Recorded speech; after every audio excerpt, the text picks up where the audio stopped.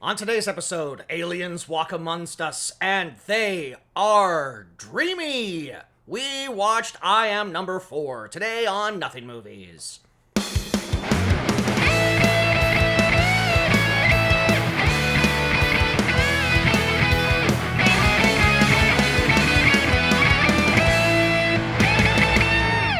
It's reinforcing the thought that I've always had that attractive people are secretly from another planet. That has to be it, you know? Yeah. Especially the ones that are, like, good-looking and talented. I've had that theory myself. Yeah. It's not fair. Something's got to give. I've been doing my research on today's subject, and the one thought that my brain keeps going back to, God damn, that's a handsome man. Holy shit. He's really attractive. I would not mind looking like him. I'll just say that. Let's say that. Absolutely. Yeah. Welcome back to Nothing Movies. It is a podcast that is about recounting a movie. It's the podcast where we go through an actor's filmography and choose the most anonymous and culturally untalked about movies that they've made. I am Kaz Lesgard.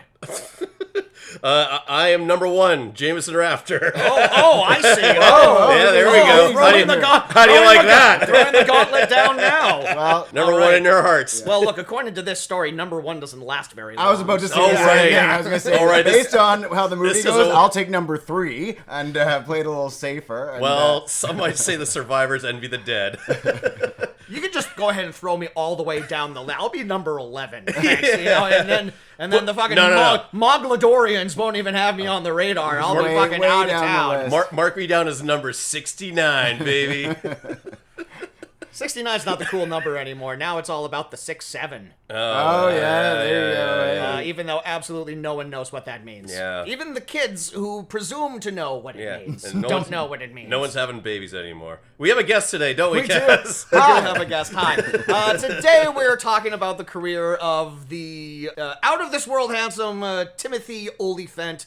And we are talking about 2011's I Am Number 4, and our guest on the show, a buddy of mine for many years. I've been trying to get him on the show for quite some time. I think this is the first time we've ever had a guest where I've been able to say, his new movie, Hunting Matthew Nichols, comes out in theaters April 11th. Ryan Alexander McDonald, welcome to the show, buddy. Thanks very much. Pleasure to be here.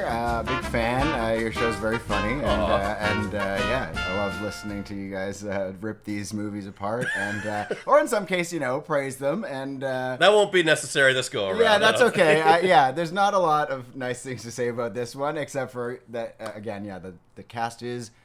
very handsome and pretty. A lot of pretty white people in this movie. Yeah, exactly. From an era where I think that was sort of the thing. They're just like, just put a bunch of hot people in moody lighting and just go for it. Even the supporting cast, like there's like a nerd character in this movie, and he like walks by and it's all like, this guy's a fucking smoke show. Like they couldn't cast one normal-looking person in this movie. There's a scene like on a beach at the beginning of the movie, and like this one guy's walking by, and I'm just like, Jesus Christ, I don't think I was ever that thin. Yeah. just regular all-American 16-year-olds. Yeah. Just on in this scene going on here. Yeah. I didn't actually check the ages of the actors when they played these roles, but I'm into not their thinking 20s. high school. Let's assume. Not thinking the high school that they're portraying, exactly. It would be weird if you watched a high school movie and they cast actual high school age children. That's not how they did it. That's not how they ever do it. No, I would say it would be horrible, but also, based on what we got in this movie, not really a saving grace anyway, so... No, I mean, let's circle back to the man of the hour, Timothy Olyphant, an actor who I would say usually elevates whatever material that he's in. I say usually because up until recently I had not seen I Am Number 4. Now, he's not bad in this movie. He's certainly not bad. What I will say is that I don't think this role does him any favors. No, I thought the same thing. I was like, he's a bit of a miscast in this maybe, and also just... like a lot of the characters, they didn't give him a lot to do, really. Like, there's not really great lines for him. He doesn't really have much opinion other than that. They're pretty two-dimensional. He just kind of is like, don't do this stuff. I'm the grumpy mentor character. That's kind of about it. Now, whenever I ask our guests what actor's career they want to talk about, they don't usually have as good a reason as you do. Ryan, you recently shared the screen with Timothy Olyphant as a scene partner. Does he smell nice? You know what? I don't know if I That's actually the smelled him. That's the first question we want to get out. What's the scent? I feel like on set, actually, everyone tries to go for a bit of a scent-free thing, so I didn't like catch any waves from him there. It's long days, so although yeah, you want to... I was much closer with Owen Wilson on set in terms of, he was tickling me and things like that in one of the scenes. Unfortunately, that shot didn't make it to camera, but... Owen Wilson just has to touch everyone he shares. No, it was like he had to escape from me because I was like dragging him out of the bar at one point, and he kept coming up with different ways, and he really liked doing the tickle escape. But then they just cut it in the end thing. It was just too much, I guess. I should explain the project is Apple TV Plus's golf comedy Stick, starring Owen Wilson and Timothy Olyphant and Mark Maron and some other big names. Yeah, I watched your episode last night. I haven't seen the rest of the show, but I watched your episode, and it actually benefited from watching it out of context because your episode, they're doing a con. Yeah. They're running a con. Yeah, that's right. And it was great. The reveal actually worked on me because I didn't know the characters or the context. Yeah, no, I really liked that episode. I felt that the overall show maybe suffered from a lack of having an antagonist in it. Is that not Olyphant? He only shows up in that episode. He only shows up in that He episode. has another one after okay, that, but right. that's episode 8 in the season. Wow, so okay. there's not really really fun show to be on, and I thought our episode was really strong and hilarious, and got opportunity to work with Owen, who's awesome, and Tim was really great. And he was more of a surprise because I knew Owen was on the show when I got the part. I didn't know that Tim was going to be there.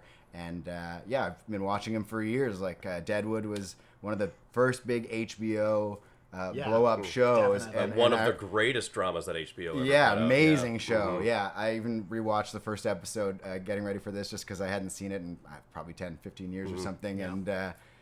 And he's doing great yeoman's work on that show too. Yeah, because he actually has sort of the discernibly a harder part in that because everyone around him is playing such a larger-than-life, colorful, swearing, crazy Old West character, and he's just like the dependable rock at the center that's just being, sort of ties like it all together. The lightning rod that everyone is playing off of. Yeah, he's quite a stone. Like he really is stoic and cemented him as like the TV cowboy for totally, for like the next couple decades. Yeah, everyone's just like he's a gunslinger now. Like that's what we think. Yeah, and it can be, and he can take that cowboy archetype and he can put it into other genres. He's in The Mandalorian as a space cowboy. Yeah, right. Justified. He did that whole Justified. series, That's like a modern cowboy. He appears briefly in Rango as the spirit of the West, giving his best Clint Eastwood impression. So he loves putting that hat on. He plays a lawman in one season of Fargo. Yeah. We're gonna talk about that. Honestly, I get it because when I saw him in person the first time, I'm like, oh, he just has this gunslinger aesthetic. He's very tall and lanky, and he kind of like stands in like this.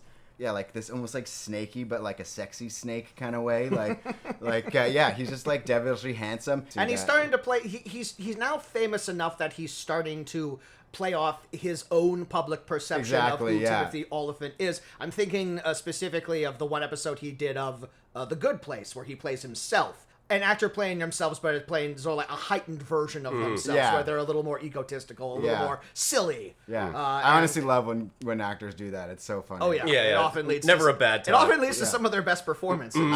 Well, Timothy Olyphant, the man of the hour. Some interesting little tidbits I found out about him.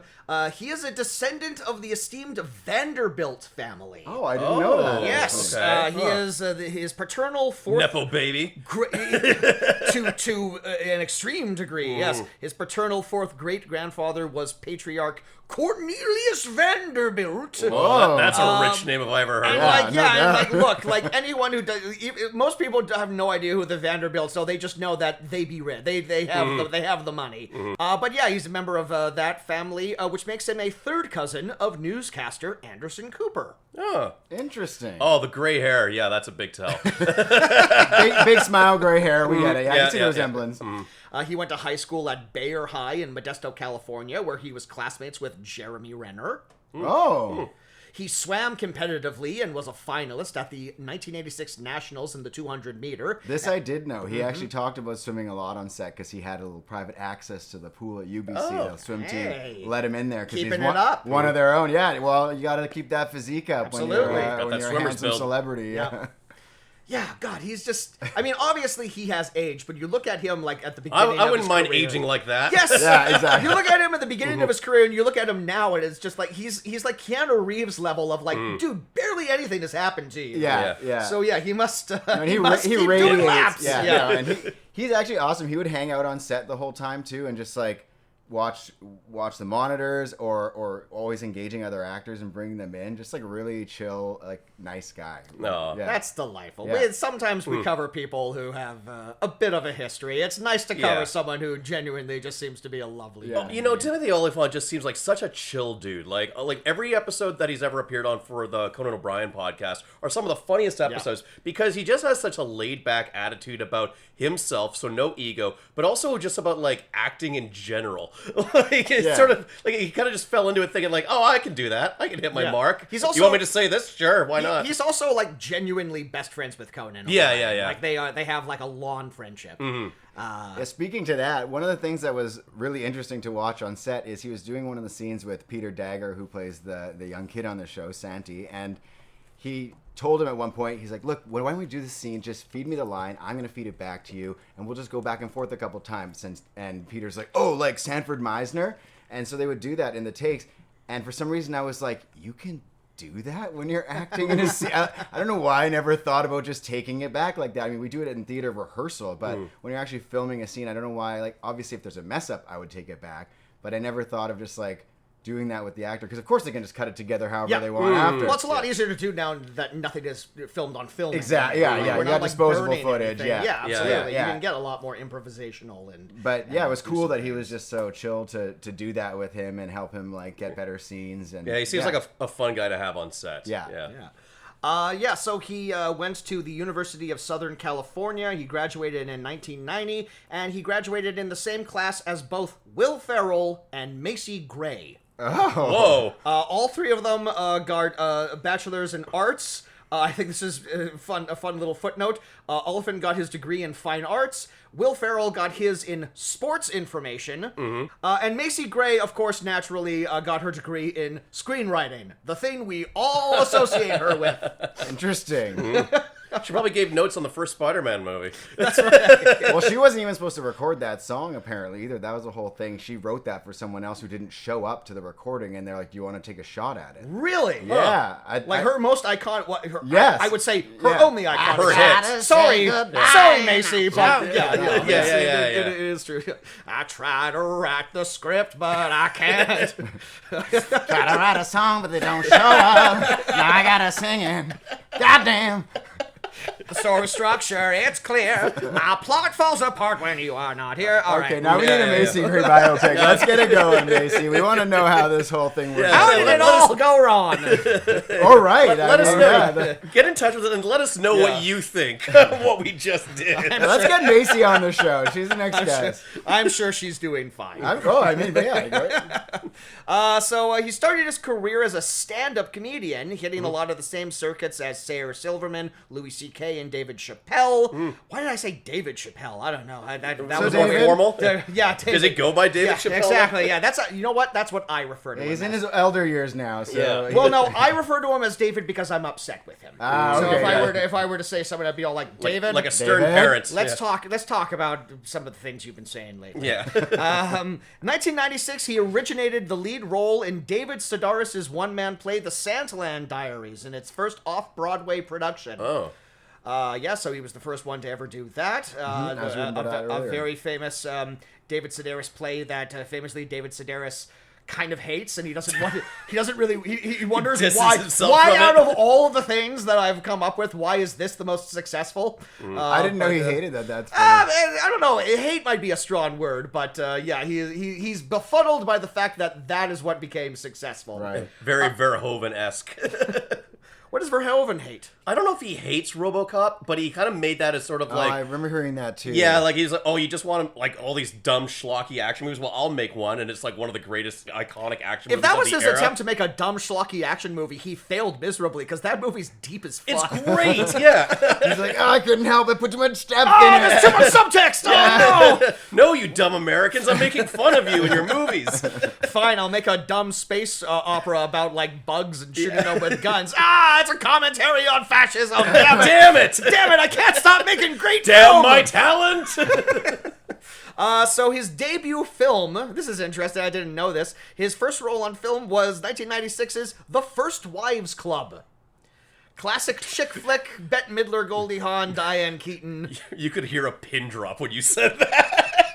I was trying to think, like, if I could remember him from that, but I saw that movie so long ago. My mom was a big fan. As were all our moms. Yeah. He plays an eager young director who attempts to cast Goldie Hawn, who thinks she will be playing the leading lady, but in actuality is trying to cast her in the role of the elderly mother because aging. Oh, okay. Okay, it's coming back. 1997, he has a small role in Danny Boyle's failed follow-up to Trainspotting, A Life Less Ordinary, a very weird movie in which Ewan McGregor kidnaps Cameron Diaz, and they fall in love with the help of two actual angels played by Holly Hunter and Delroy Lindo. This sounds like an interesting movie. It's not. It's quite bad. But I would say a big breakthrough for him comes also in 1997 with Scream 2, where he plays one of the ghost faces. Spoiler for like a 30-year-old movie at this point. But yes, he's revealed as one of the killers in that. Yeah, and you thought there was only one. Either of you seen Scream 7 yet? No. Woo, what a dumpster fire! Holy That's shit. kind of what I heard, so...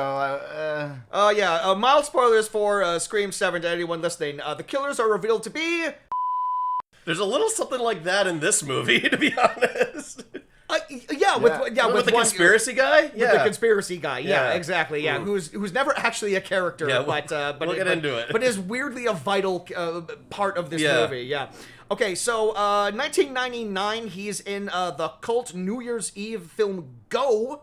Anyone ever seen Go? I have not seen that. What is that? I have heard that's like a Doug Liman film, the director of Swingers. It's him, Katie Holmes, Sarah Polley, William Fichtner. It's like a crime movie that takes place on New Year's Eve. It has a bit of a cult following. Yeah, I personally have never gotten around to seeing it, but definitely fans of 90s movies speak of it quite highly, and he is I'll have to check that one out. one of the leads of that. 1999's Go. I feel like I might have remembered the trailer for that. I don't know why, but I think it's just like the title just being so simple. Yes. Go. It kind of stands out in my mind. I bet if I queued it up on YouTube, something would trigger in my lizard brain and be like, oh yeah, this. It's a title that stands out, but I would also wager it's a title that it makes it nearly impossible to search for on Google. Yeah.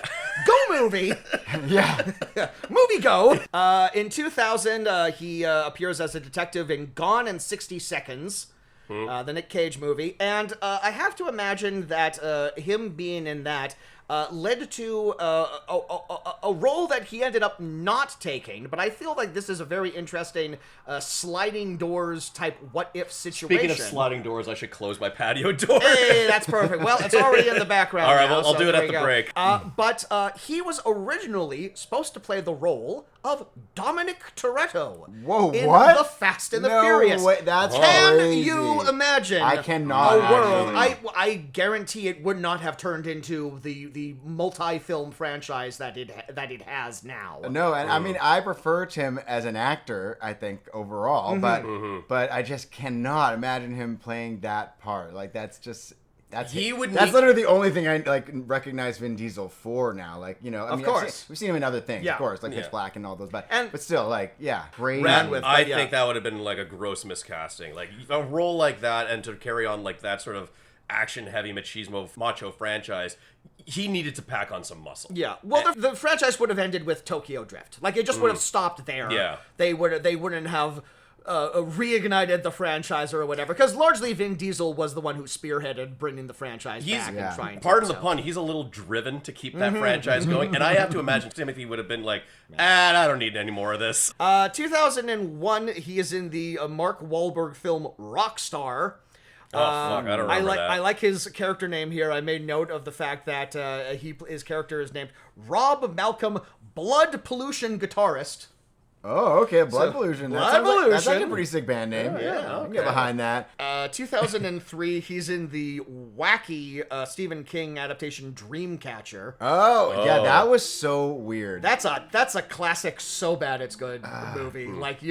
That's a movie that makes so many weird fucking choices. It's kind of a blast. It's kind of really fun Stephen to King watch. movies are hard because a lot of the times he writes in these really weird things, like the gas aspect. It reads not as crazy as it looks in the movies when they're all just farting, and you're like, "What the hell is happening?" Yeah, have you seen Dreamcatcher? No, but I might have to put it on my list now. There's an iconic farting scene in it. There's a lot of farting. There's a lot of farting in this. It's an alien invasion movie where I believe and they gotta fight it off with farts. No, they come out of your ass. I believe they're referred to as ass blasters. Are you serious? No, this is 100% true. Also, they're all psychic because it's Stephen King and he loves doing that. And the day is saved. It actually with an ass. Well, it actually has a lot of parallels to I Am Number 4 because there's a character who is portrayed as a character with Down syndrome, but he turns out to be an alien. And then he transforms into a giant alien and saves the world. It's a crazy movie. I haven't even mentioned Morgan Freeman is in it. Oh, come on. Sir!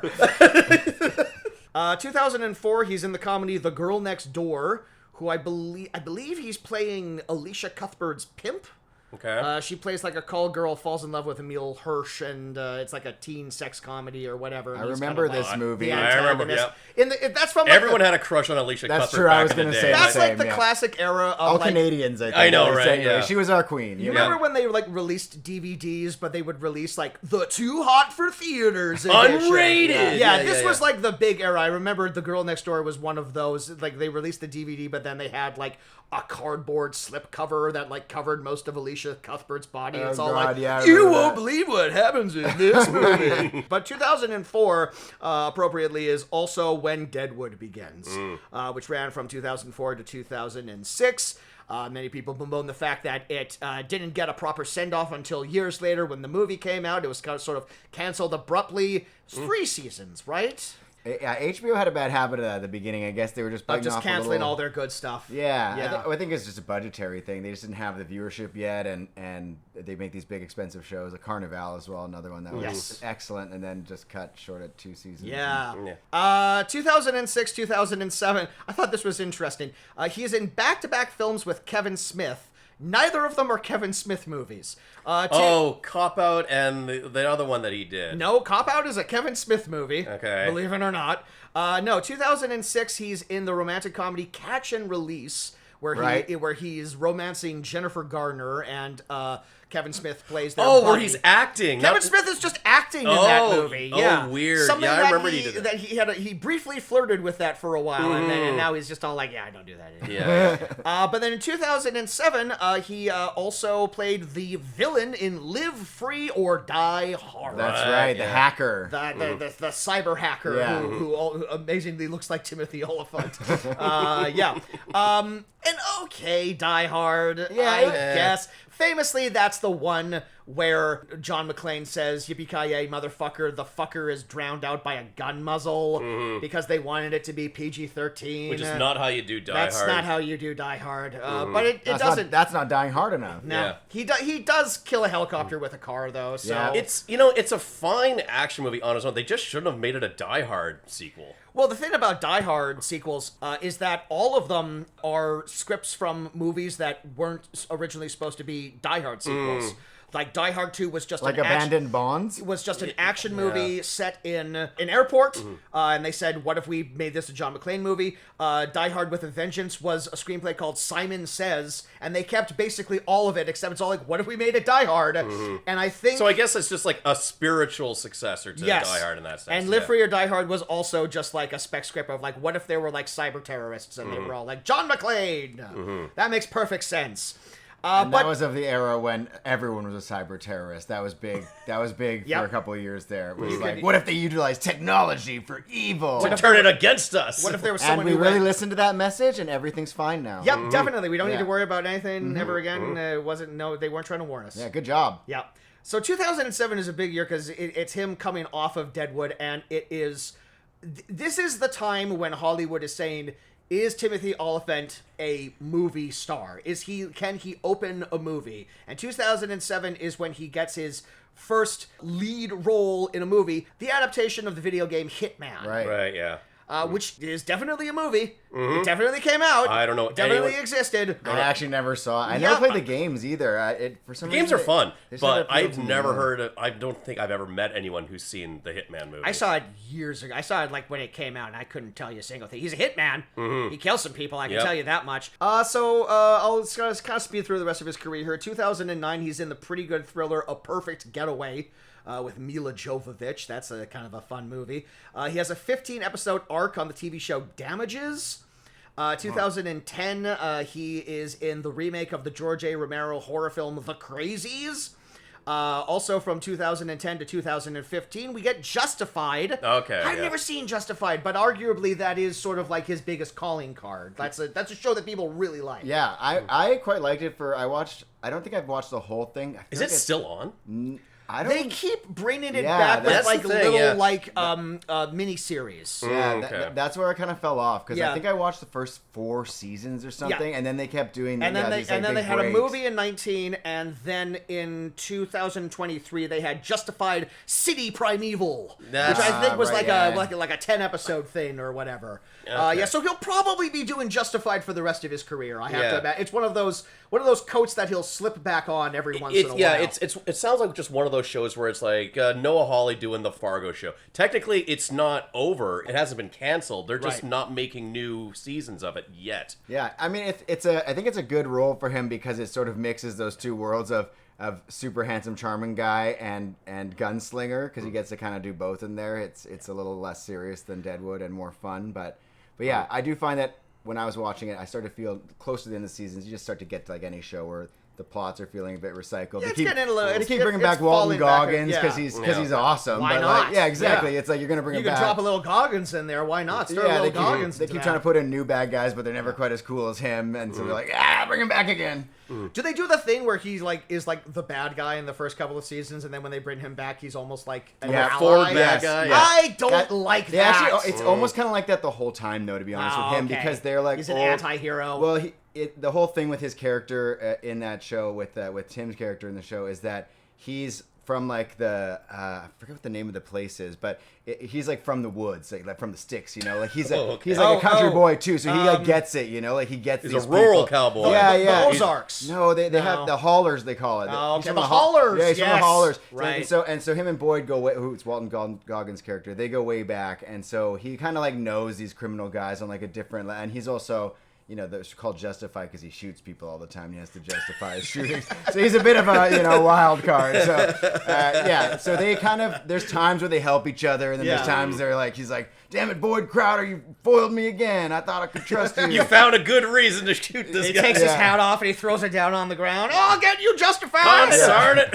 Justin Fide. Justified. Justified, yeah. That's his character name in the show, actually. Yeah. And from this point on, like, he'll pop up in a movie here or there, but, like, I would say from this point on... He's a TV guy. He's a TV guy. Yeah. So, 2017 to 2019, he's on the Netflix show The Santa Clarita Diet.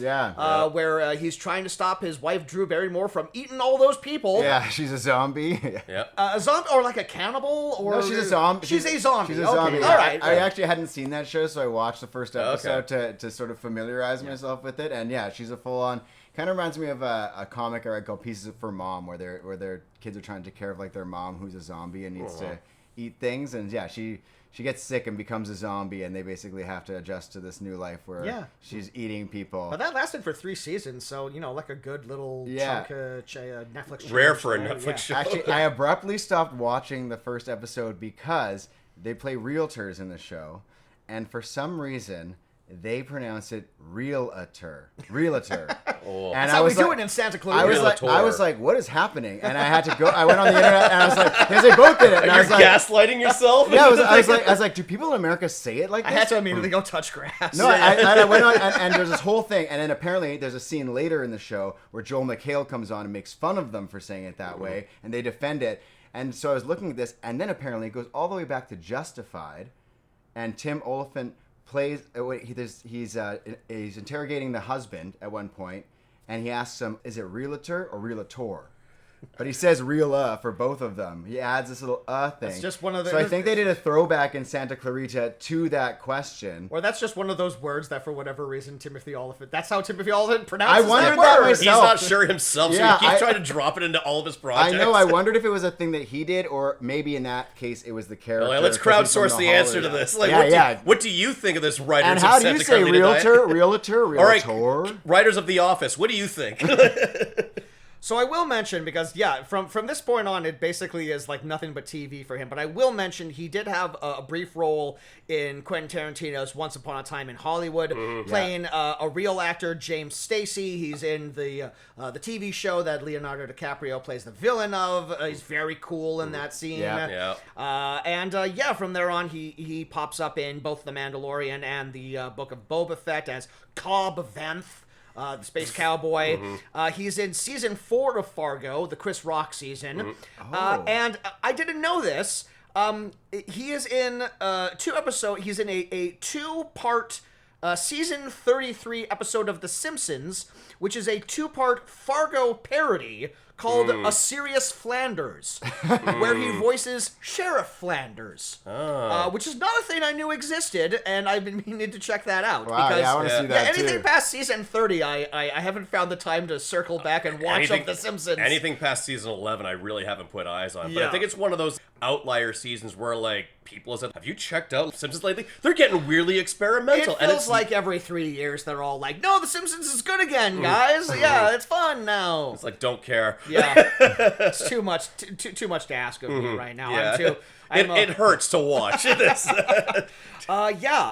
He is in the Steven Soderbergh miniseries Full Circle. He did the Actually, full circle there. Yep. Steven Soderbergh. I was going to bring this up. All right, Saw settle down, our you two. movie, Hunting Matthew Nichols, and he made a nice quote about it, and he put it, and we have it in our trailer. Yeah. So, Oh, nice. I watched very your cool. trailer the other day, and I saw that pop up, and I'm just all like, that. I didn't even know. I was surprised when I saw it. Yeah, the That's guy so snuck that in there. cool. It's a nice feather in your cap. I know, very nice to Yeah. hear. And then he does a voice for the Terminator Netflix anime Terminator Zero. Yeah, it was cool. I watched that. I mean, I like anime, and it was pretty badass. And yeah, he's good for the Terminator. Very creepy. Yep. And speaking of genre shows, he's also in Alien Earth. That's right. Yeah, Haven't watched that yet. I should get on that. People say it's good. Yeah. It's very mixed. I would say that the writing is very plot hole ridden. There's really cool new aliens that they add in. Unfortunately, the alien is the worst part of the show. Uh-oh. Yeah, That's what you don't want. I know, that was the downside. He's You got an whiffed on the interesting alien. character. He plays like an android in it. His character design's a little odd. He looks kind of weird in the show, but maybe I'm just used to him being so handsome. The now. androids are When- just supposed to look like human beings. though. Yeah. He kind of looks like he got like He's too handsome to be an android. no, they made him almost look like Doc from Back to the Future. Like he's got like Okay, now I need to see. he almost looks like he got shocked by electricity in his hair. Like They just gave him like crazy. Yeah, he old has a man crazy hair. hair, and he's like, I guess he's supposed to look robotic or something. But yeah, he's got this white hair that kind of sticks out like he's Rick from Rick and Morty, and then he's got like, Oh yeah, look at him. Oh, he's still handsome though. Yeah. I mean, that's Yeah, a pretty it's good shot. A lot of overclocked, the time yeah. he looks very odd because I guess it's the eyebrows too. They really fluffed his eyebrows. Oh a yeah, little. there's other shots where his hair is a little crazy. Yeah, they yeah. often have these reaction shots where he's just kind of like eyes gaping and with the white hair and white eyebrows. It just looks a little. Yeah, it odd. almost doesn't. It almost looks like a wig. Doesn't look like real hair. I know. Yeah, it's odd. Yeah, strange. But there are some really cool creature designs in the show, and it was made here in BC too, which is cool. And He was already hanging out for stick, and he figured he might as well stick around. I guess so, Hey, look at yeah. that. And then in terms of movies, he has a couple of things coming out. He's in a movie that was just recently released, a film called Over Your Dead Body, not Over Her Dead Body, because we've okay. already covered that. Yeah. But this is from the Lonely Island's Yorma Tacome, and it is Jason Segel and Samara Weaving as a couple who go up to a secluded cabin for a weekend, but neither of them realize they're both planning on killing each other. Oh! So it's somewhat of a dark comedy. He That plays the sounds third fun. lead in that. I don't know what role. And then, interestingly, He is the only other actor from Once Upon a Time in Hollywood who will appear in the upcoming David Fincher-directed The Adventures of Cliff Booth. The spin-off sequel starring Brad Pitt, which is a thing that is happening this year. Mm-hmm. Yeah. Just in case you wanted to know what a wife abuser was up to. Yes. An alleged. Alleged.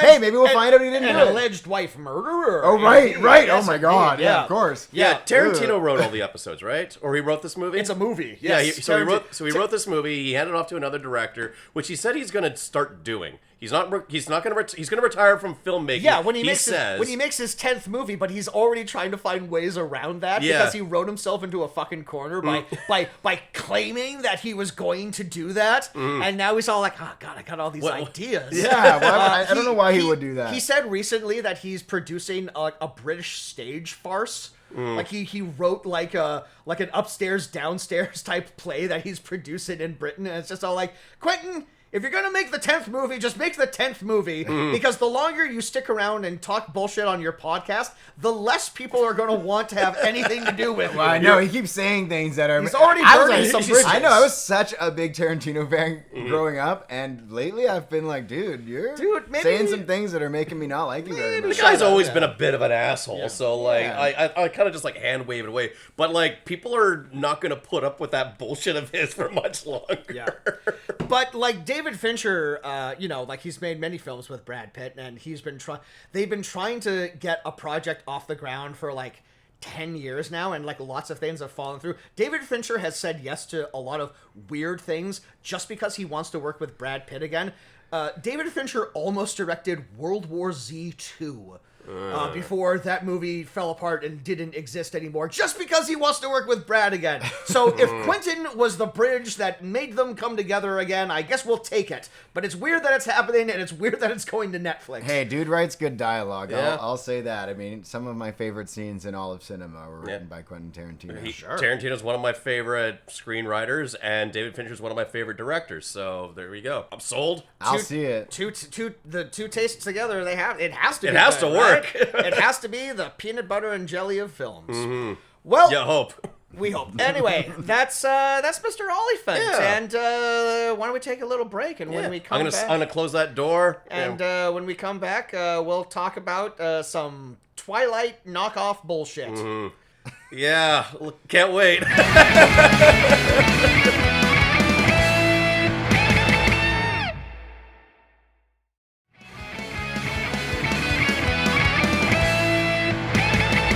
Anyone need to rock a piss? No one needs to drop a number 4. That was already done. That's where you take a piss and a shit and two other things. I was wondering. You blow your nose and you clean your ears. That's a number 4. I've heard different theories about what a number 3 is, but I'd never heard a number 4 before. Is it like one of those like involuntary things where like you can't sneeze and keep your eyes open at the same time? I thought that'd be impossible. You know that episode of South Park where Randy is like pooping and vomiting at the same time? Yeah. That's a number 4. Okay. I've unfortunately been there. So I am Montezuma's number 4. Revenge. Yeah, what's going on? Yeah, not a podcast story. Which I would rather have experienced than this fucking movie. You know what? This movie's No, you don't. This Trust movie's me. not that bad. This movie's not great. It's not as bad as like shitting vomit. Like I'll tell you that. It's preferable. Look, I've done both, and it was definitely not that bad. Yeah. It was just not that memorable. Look, if I wanted to experience I Am Number 4, I'd watch a couple of episodes of Smallville. Or Buffy the Vampire Slayer. Pretty much on the nose here, yeah. Mm-hmm. I mean, so this falls into the category, Jameson, of one of our nothing blockbusters, because this was released to theaters. It had a wide release. It's produced by Touchstone and DreamWorks. It is produced by Michael Bay, who at one point in time was scheduled to actually direct this before he decided, no, I'm only going to make Transformers movies for the next decade. This is nowhere near like the kind of spectacle that you would think Michael Bay would have been involved in. That's because he passed directing duties over to DJ Caruso. Daniel John Caruso Jr. is what Wikipedia tells me here. He is best known for the Shia LaBeouf films Disturbia and Eagle Eye. Oh, okay. But he has also directed some other films. Disturbia was pretty decent. Disturbia was okay. okay. Eagle Eye was a movie. I never saw Eagle. You know?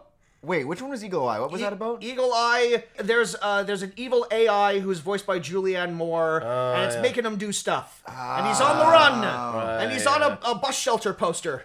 Yeah. That's the thing. Another one of our technology gone rogue movies. Yes, yeah. absolutely. Yeah. We could use a little bit more of those these days. They get blended together from that time. The AI screenwriters aren't going to do that. He's also directed some other films like The Salton Sea, Taking Lives, and XXX, The Return of Xander Cage. Hey! It all comes back to Vin Diesel. It's all about family. But he's not even in that one. Yeah, he is. That's the that's the return of Xander Cage, my friend. He's returned. Yeah, I guess it's in the title there. It's actually pretty fun. It's because it's like I'm gonna do another XXX, and then I saw it, and it's all like, you just made a Fast and the Furious movie with XXX characters. The screenplay is from 3 writers. Marty Noxon, who appropriately is one of the main producers of Buffy the Vampire Slayer, so that's why it feels like that. Yeah. Makes sense. Also, Miles Millar and Alfred Goh, who are a screenwriting team that did a lot of the Sam Raimi Spider-Man movies. Okay. And it is based on the YA series, The Lorien Legacies, from author Pittacus Lore. Yeah, that's got to be a pen name. Indeed it is. Yes. Okay, thank that God. is a bullshit name. Yeah. That is because it is a pseudonym. I will get mad on that person's parents on his behalf. Yeah, and what should we name him? I know. I got the most pretentious name in mind. Pittacus, yes. Pittacus Lore. Carried on the Lore family name. I've been thinking of this for years. No, it is a pseudonym actually for a collection of authors, 3 in total. Joby Hughes, Greg Boos, and James Frey. Is that a common thing? I've never heard of that. It wasn't most of the Animorph books. I know KJ Applegate is like the writer's name, but I think that was like sort of like a pseudonym, a shared pseudonym. I think a lot of Scholastic books were like that, actually. I never realized that was a think thing that might be. happened. I might be getting that confused with like another YA Scholastic series, but I remember there being like a bunch of different contributing writers. Like William Shakespeare. Oh! We don't know. We don't know. No one knows. Why is Animorph so hard to search for on Wikipedia? Okay, here we go. Yeah. No, it says Catherine Applegate's like Catherine Applegate's a woman. She exists. Okay. Yeah. She does now. Thanks, AI. Yes, yeah. How could we ever know? You probably could be. Yeah. That last name that I mentioned, James Frey. Does that name ring any bells? I'm sure we covered him on the fucking podcast. Just tell me who this is, Kaz. Well, no, we've never covered him on the podcast. Right. This guy wrote a memoir called A Million Little Pieces. That famously was about his struggles with addiction and depression. And he's a big fucking fibber. That was eventually revealed on the Oprah Winfrey Show to be completely full of bullshit. So I don't know if this Oprah propelling frauds? You don't say. This has never happened before. Well, actually, this was her taking down a fraud in this case. This was her. She famously let him in and then framed the interview as all like, "How could you do this to me? How could you do this to Oprah?" And by proxy, I recommended your book, America. Yeah. Get him, Dr. Phil. Now that was very rude what you did. that was not great. Now, he started this series a couple of years after this controversy. Does the fact that he released them under a pretentious pen name have anything to do with the controversy? I'd have to say so. Unknown at this point. It certainly hasn't affected his career at all because, weirdly enough, A Million Little Pieces, even though it was revealed to be absolute bullshit, eventually became a Hollywood movie on its own. Directed by Sam Taylor Johnson, starring her husband, Aaron Taylor Johnson. I'm just like... It's all lies, though. So I don't know. Good story's a good story. It was successful, so of course there's gonna have to be a fucking adaptation of it. Yeah. I don't know why he couldn't just pass it off as a story instead of I read a book last year. So it's The Hook. That's why. Yeah, I guess that's the thing. It's a selling feature. It hasn't affected his career at all. So the Lorien Legacies have I'm so interested. Go 10 on. books. Wow! I'm number 1. I'm number 2. I'm number 3. You would think, right? Oh, but yeah. They actually get a little crazy with the numbering. Okay. So the titles in quick succession are I Am Number 4, The Power of 6, The Rise of 9, The Fall of 5, The Revenge of 7, The Fate of 10, United as 1, Generation 1, Fugitive 6, and Return to 0. So we're skipping over a couple of numbers, and some numbers get more than one book. Yeah, wow. Very interesting. Six makes an appearance in this, and she's got multiple books. She's got multiple books. Yeah, four does not get a titular book outside of this one. Yes. But, this movie, of course, was hot on the heels of Twilight coming out and becoming like a major phenomenon, and I feel like every studio at that point was all like, what YA stuff can we snatch up? Fucking Maze Runner, the fucking Hunger Games. Divergent. Underworld. Yeah. Underworld? You remember Underworld? Yeah, that came out long before. Was that long before? Twilight. Okay. Oh, yeah. It's also not based on a book series. It's not? It's an original concept? Yeah. I thought that was the same. It had the same vibe in this movie to me, too. That same kind of lighting tone and everything. The sort of bluey going on all the time. I don't know, man. I think that was just called like filmmaking in the 2010s. Underworld is famously the bluest movie that has ever existed. It's very blue. That's true. Did they get less blue as it went on? No, I only they saw the sure first don't. one. No. All of them are the same level of blue. I kept getting more and more blue the more I watched it. Sad, isn't it? Yeah, sad, Yeah, thank God this era of filmmaking is over. Like we don't like nowadays, like what's that one author that every book she writes gets turned into a movies now? It's the lady who wrote It Ends With Us. And there's that one out right now, like remembering him, and they're all just like weepy romance bullshit stuff. That's what You're asking us. That's what we're into now, and we're not doing like the dystopian child soldier books of like the early 2010s. And that was still in the big thrust of superhero movies too, and it was sort of far enough along where I think everyone was also trying to do that like. It's a superhero movie, but it's different thing. Like this is kind of trying to do both. This is trying to do like a supernatural romance and a superhero movie at the same time. And you're right, Jameson. It more or less just comes off as an extra long episode of Smallville. Yeah. Yeah, to the point where, like, it basically is, like, the Superman origin. It's about a couple of aliens that are on Earth. Okay, set in a small town. That's Smallville for you. He's got burgeoning powers. Again, fucking Smallville. The only difference is that these guys are constantly on the move. Right. Yeah. I would say there's another difference, and that's Clark Kent is an interesting character. Yeah. And this character's name is literally John Smith. Yep. But yeah, so where do we begin with I Am Number 4? We begin in the jungle. Yeah, one of the aliens, I guess number 3. Number 3. Yeah, he and his protective guardian character are attacked by a bunch of aliens that are out to kill them. The Mogladorians. Yeah, the Mogwais, or whatever the fuck they're called. Well, they're called the Mogwais now. Yeah. They are called, they start off saying these are the Mogladorians, and then they immediately shorten that to just the Mogs. The Mogs, yeah. Which makes racist. it makes no them, wonder they don't like them. Yeah. Which makes them sound like a British band from like the 60s. Oh, we're the Mogs. Mogs. We're the Mogs. aren't we? Yeah, these Mogs keep chasing us out of venues, don't they? Yeah. I'm the cute Mog. Yeah. I'm the dangerous Mog. I'm the main Mog. And I write all the songs. Yeah, but they're big, toothy, bald guys with tattoos all over their heads. They look Fish like... gills along their noses. Yeah, they just look like they have some like body modification stuff going on there. Oh yeah, these guys actually exist. You'll see these guys at Comic Cons every once in a while. It's like, great costume, and they'll go like, "What? What? Yeah. What? They look like characters from a Star Trek episode. Yeah, they look like Romulan. They look like the Romulans from the very close to 2009 Romulans, film. yeah. Very close. Yeah. Yeah. But yeah, these are our bad guys, and they have like a big Monstar that is eventually revealed to be 2 Monstars, which is, I don't know, just some sort of dragon-looking motherfucker. Yeah, flying lizard thing. Yeah, we don't really get like a good look at it Yeah. until a while into this. But these are like our big imposing physical threat villains, and there's really nothing too special about them other than like they have like some advanced alien weaponry. Whereas comparatively, like the good guy aliens that we're following, we learned that they all have different powers, and like pretentiously enough, they're called legacies instead of powers. But for all intents and purposes, they're superpowers. And they don't all have powers. They all have different powers. The 9 children. Yes. The numerical children who the Mogladorians are hunting down and killing in order. Why? Never explained. Never really explained. But they have to kill them in they have fucking to do it because systematically. Yeah, because they're they have they get more difficult as they go along. I mean, not untrue. Yeah. Because we do meet number 6, and number 6 is has been spending a lot more time kicking ass up until this easily point. the most powerful. But yeah, probably should have taken out 6 first. But, I don't know. Yeah, but for all we can really tell is just that they all have different powers. They all seem to have like multiple powers, but they're all just different from each other. Mm-hmm. Yeah. So number 3 is killed by one of the Moogles or whatever the fuck.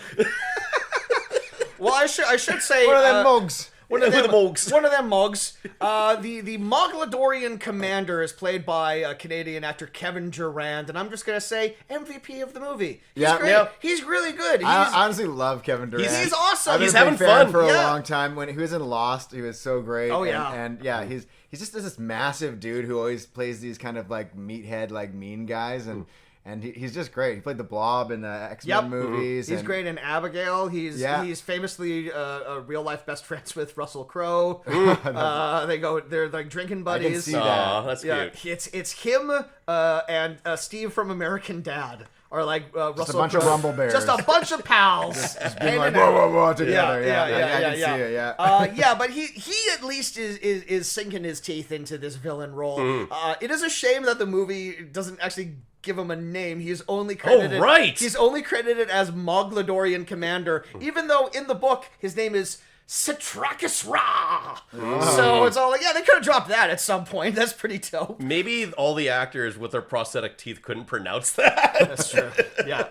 But no, he stabs number 3, and we see that when these aliens die, they turn into dust, much like the vampires in Blade. And then he collects like a little pendant, and he's got like 3 of them already. Collected them like Infinity Stones. You gotta do it in order. I mean, you can go straight. The thing is, they could go straight for number 10, but like it would be really difficult. Like they're not gonna nerf like the difficulty setting at all. So you do kind of have to go through the dungeons in order to get to. I think there's some kind of collecting of powers. But like their energy or something. Well, like Timothy Olyphant drops the line that they're stronger together, and it's important for them to find each other because they're all like kind of stranded onto this planet. But why do they come separately if they're fucking stronger together? Is the idea that more questions that do they become answers. Do they become weaker the more you eliminate? Like I'm sure it's explained in the fucking book, but when you're doing an adaptation, you need to fucking explain it. This movie does a very poor job, yes. But we immediately... The script seemed like a bit of an afterthought when they made this one. They were like, what can we adapt? This one. Hire these hotties. We'll figure out the script. Put them on jet skis. How soon... Tussle that hair. How soon in this runtime can we get hot shirtless boys on jet skis? Minute 5? Great. All right, good. Thank you. Yeah. Right after the hook at the beginning. Yeah. So, our main guy, John Smith, he's palling around with his friends in Florida. He's not John right, he's under Smith a different name yet. now. Yeah. This is my biggest question, but we're not quite there yet, so we'll get there. Yes, so number 4, played by British actor Alex Pettifer. This movie really is filled with just like people whose careers kind of didn't go anywhere. This was the year where Hollywood was like, is this guy going to be a thing? So speaking of Twilight, he made this movie, and then he also made sexy Beauty and the Beast film Beastly, which is like, what if the Beast was like covered in tattoos and he was like living in like a townhouse and whatever. But like, it was a Taylor Kitsch disaster year for him. It was all like, is this guy a movie star? Yeah. And then immediately everyone was all like, no, he's not. Nice try. I had not seen him in anything before, to my knowledge, and then when I looked him up, it seemed like he has still been working consistently. He's working, but he's not like anything. He's in Magic Mike. He's in the first one. He's the kid in Magic Mike. He's not in any of the sequels. I'd say that's arguably his most well-known role. Yes, but he's hanging out with his high school chums and some random 22-year-olds. And they're having like a little beach party because I guess wherever they're living, they live down on the beach. The gal he's into said, like, hey, let's go for a night swim. And that's when his powers are activated with the death of 3. He can psychically feel that 3 is now dead. And he gets a burn on his leg. Yes. He gets a burn on his leg, and we can see that he previously has 2 other marks on his leg that clearly came from when the Mogladorians tracked down number 1 and number 2. Yep. So this has happened before. And as he's like convulsing on the beach, like the girl that he's into immediately turns on him. She's not running to the beach for help, my boyfriend's drowning. She's like, what a freak! Her first words out of her mouth are, he's some kind of freak! And all that's happening is, I mean, like, his leg is glowing bright blue. Look, I'd be weirded out too, but that's still your friend. You were still like buddies with him like you were about to let him get to first base at the very least like 2 minutes ago. Yeah. But just like, no, immediately she sees this happen and she's just immediately like, freak, throw him under the bus. Yeah. They really throw the word freak around a lot in this movie. Because they did that all the fucking time on Smallville. Yeah, I would have assumed he got stung by some kind of jellyfish. Yeah. I wouldn't have immediately been like, he's a freak. It's one of them jellyfish that make you glow neon from the inside out. You know, Yeah. it could happen. Yeah, and also, if tables were turned, and I was the guy, and the girl was glowing blue, I probably wouldn't turn. I'd be like, Nah. Can this still go down? Oh, babe. Can we still make this happen? Babe, you're radiant. I think it looks good, actually. Yeah. Honestly, not a deal breaker. I would for try to me. work with that. I would work that into a pickup. At least we can see. So we cut to the next morning, and all of his friends have just abandoned him on the beach. Left him for They dead have on just the beach. left him for dead. And he's found by Timothy Olyphant rocking a fucking long-haired surfer bro yes. trim. Yeah, he's looking great. Like you met him backpacking in Thailand. Yeah. And he plays his protector named Henry, and this is he is also an alien from the planet of Lorien, and but he's He's not, like a protective warrior. Yes, he's been not one of the special children, but he has been assigned. One assumes that all of the special children have been assigned these warrior protectors, and Timothy Olyphant is his. Now, interestingly, Timothy Olyphant was a recast for this movie. This role was originally offered to Sharlto Copley. Who is that? Off the success District of 9 guy. District 9. Yeah. Oh, Yeah. interesting. That and could actually have been cool. It would be interesting. They might have to find a way to explain why his guardian has a thick South African accent and he doesn't. Hey, Six has an Australian accent. exactly. So, well, that's clearly where she was it's growing up. It's so, it's a diverse crew that they have on this whatever planet they're from. They got a They're space aliens, Australia. Yeah. I wouldn't imagine they figured out what the Yeah. regional dialects are. They just figured they just took one and liked it. The thing about Olyphant in this movie is that their cover is that he is playing His dad. Alex Pettifer's dad, and I'm just all like, older brother, maybe, Yeah. but like, no, I don't They buy look that like at all. they look like they're maybe 5 years apart from Right. each other, max. Yeah. And when I heard it was Sharlto Copley, I'm all like, that makes a little more sense. He looks a little bit older. And then I looked it up. Timothy Olyphant, 5 years older than Sharlto Copley. So I guess I just don't know anything. Who's to But how say? you look too, Exactly. Yeah. Just different looking dudes, shall we say? Yeah. So Timothy Olyphant says, all right, pack your shit. We got to skip town. New identities and everything. One assumes that this is one of many times They they've had do to this all the time, yeah. So they burn their possessions. Joining them on this voyage, there's a little stowaway lizard who like kind of sneaks aboard the car unseen by Timothy Olyphant. And when they get to their destination in Ohio, the lizard shapeshifts into a puppy dog, and so they have a little shapeshifter companion with them. And it takes a super long time to find out what this is, so I'm just gonna jump to let's the spoil reveal. the dog thing just to this make is, it... This is apparently this is obviously an alien from his planet named a chimera that can transform into like a larger battle beast or whatever. But it takes so long for the movie to bring this up. We're left thinking for like the longest time is all like, is this dog gonna be good or bad? Like, is he like? Is this another one of like the aliens using their superpowers just to like be around like another protector or something? That's what I thought it was gonna. Right. I thought that at first as well too. I thought it was an Because alien like undercover. another character like eventually explains, it's all like, oh yeah, this is a chimera, it's from our planet, it came down to protect you. And my question then is, why did it take so fucking long? Also, why is it just showing up now? Yeah. He's like 16 or whatever. Yeah, it's like unbeknownst to Timothy Olyphant, here's another creature from your home Yeah, planet. how come Timothy Olyphant didn't sniff this out? They see He's supposed to be his bodyguard or the whatever. puppy dog shows up at the front of their house, and he's just like, "Get rid of the dog," and it's like, you should be aware that this is like something from their planet. Yeah, you've been doing this a long time. I'm sure it's not the first one you've encountered. Yeah. So they move to Ohio. They find like an old house out in the boonies or whatever, and they move in. Timothy Olyphant prints them out all new identification and everything, and he says, "Here, I want you to go under the radar. Your name is John Smith." Yeah. Lots of questions here. First of all, John Smith is a very suspicious name. Yeah. If you want to not raise suspicion, don't name yourself John Smith, because I'm immediately thinking, that person has something to hide. something to hide. In Yeah, fact, it's so suspicious that perfect literally the first time he uses it in the show, the girl says, "Fine, don't tell me your real name." Yeah. We also find out that Timothy Olyphant is like a computer hacker, and he can remove all traces of John Smith from the internet.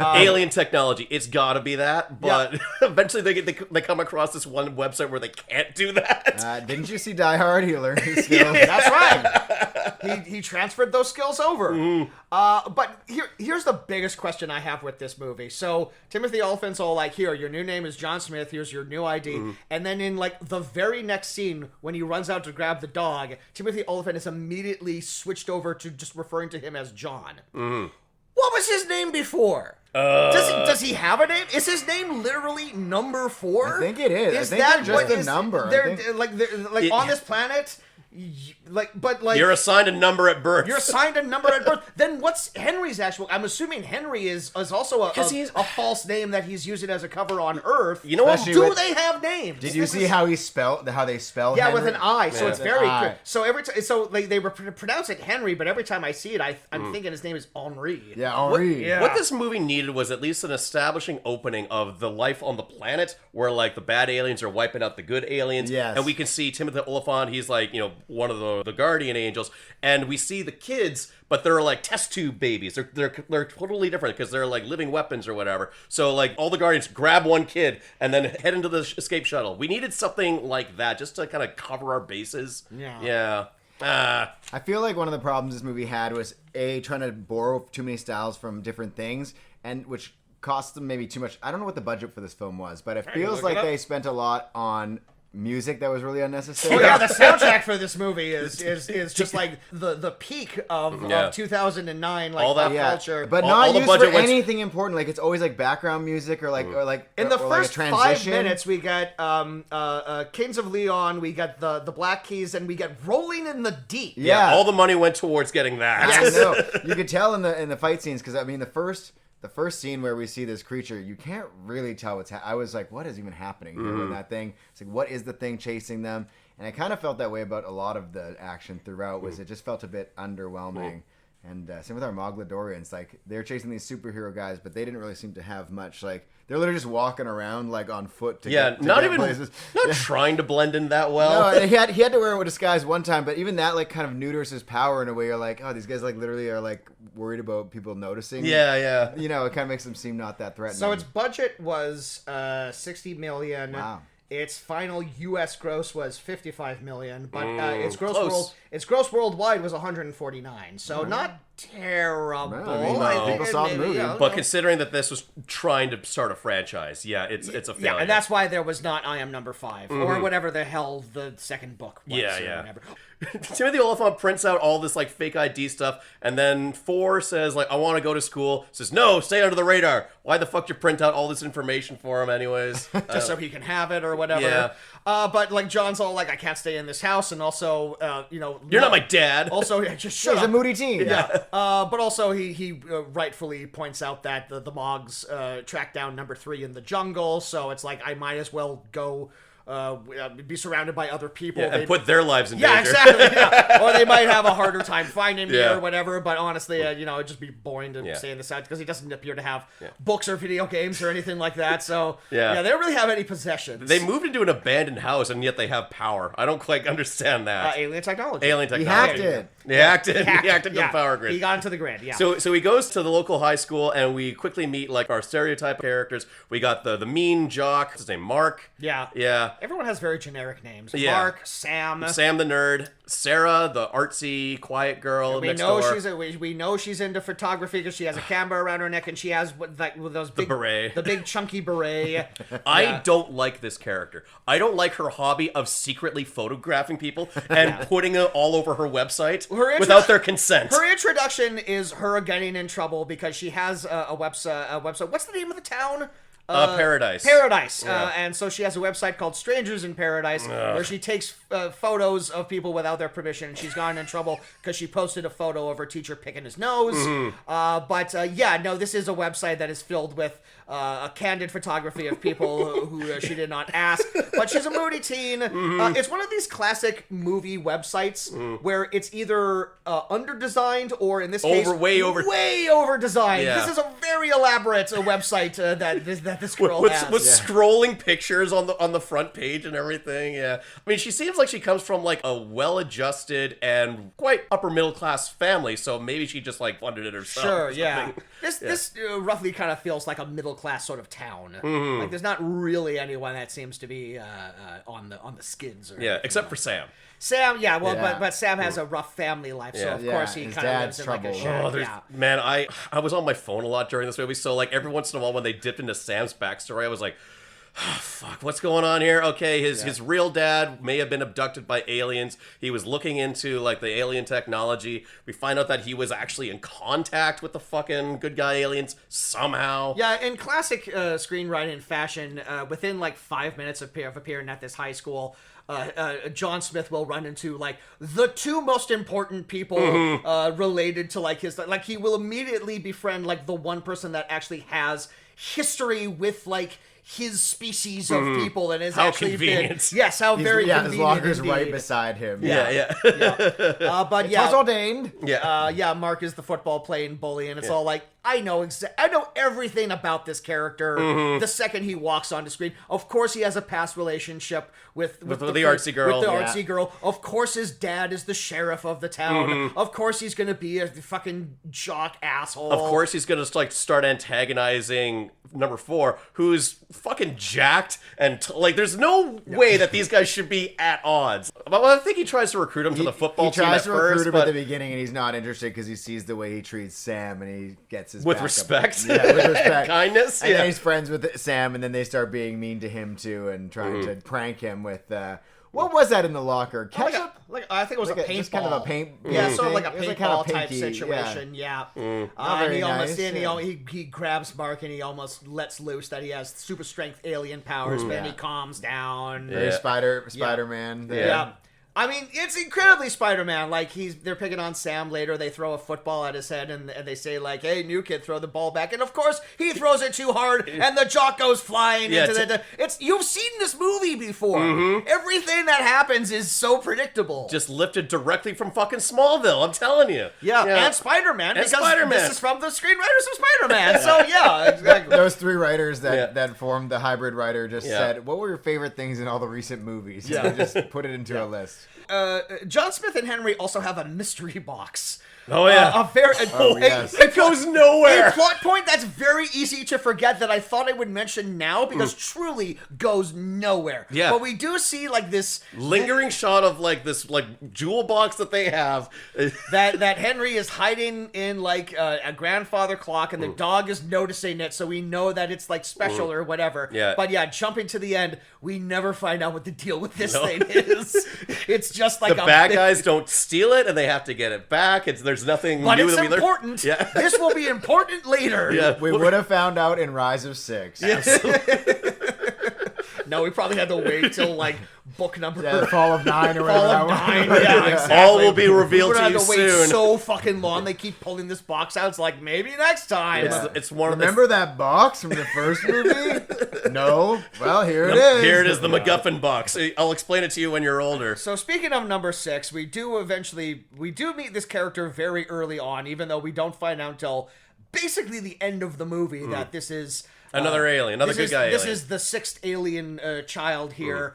Who is played by the very lovely Australian actor Teresa Palmer, and she has tracked down Henry and John's old beachside cabin, and she's tearing it apart looking for something. One assumes the mystery box, or maybe it's this half geode that we find that are like communication devices. I don't know. She's looking for something, but she doesn't find it. Would be nice to know.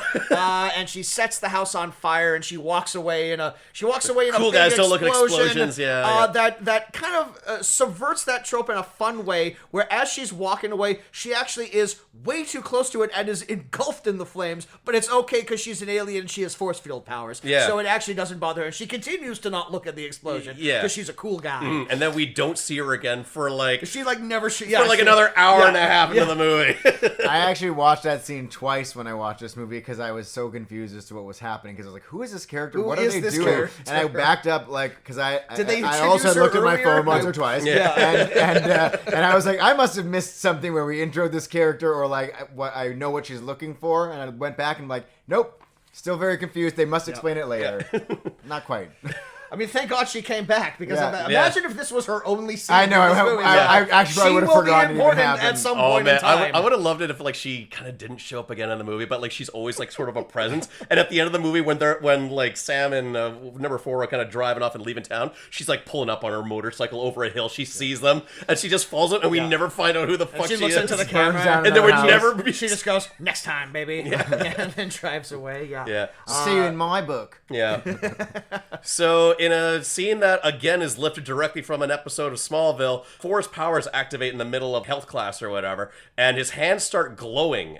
So we find out that he has sort of like light bending powers or whatever. He has very vague powers that seem to do like a whole bunch of stuff whenever it's narratively convenient. He can project light. He has telepathy, so he can move stuff with his mind, and he can also supercharge other people in his alien race. I think those are his 3 powers. And he can kind of hit things really hard too, can he? He can the basic super really strength. Strong. Yeah. His powers are so nebulous that at one point in time he has like the classic Clark Kent figuring out what my powers are thing, where he's like running through a field and doing flips and shit. Lots of flips in this movie. So many flips. If you can get from one place to another, and but if you can like throw some flips in, that would be great. We really appreciate that. He's instantly mastered his powers after he like fucking runs in the woods and everything. Yeah. There's no scene of Timothy Olyphant like just like doing the Mr. Miyagi training him in his powers. Yeah, that was a missed opportunity. It would have been nice. Like, if he's his mentor. At the very least, it gives Olyphant something to do. He really has very little to do in this movie, other than telling him to lay low. It is nice to see that like he can still kick his ass though. Yeah, they have a little tussle at one point in time. Because when 4 is just like, "Hey, I got powers, you can't boss me around anymore." Go upstairs and get your stuff. Not my father. No. He's dead. He died for you. In fact, you know what? You have no idea how many others have made sacrifices so you could live. And it wasn't so you could come here and experience puppy love like a real live boy. I'm not leaving. I'm not leaving. Oh yeah, I can do that now. I'm letting go. Okay? Okay? You're led to assume that this guy was probably in like the space military or like whatever stuff. Like he clearly has been trained to be like a soldier. That's why he's on bodyguard duty.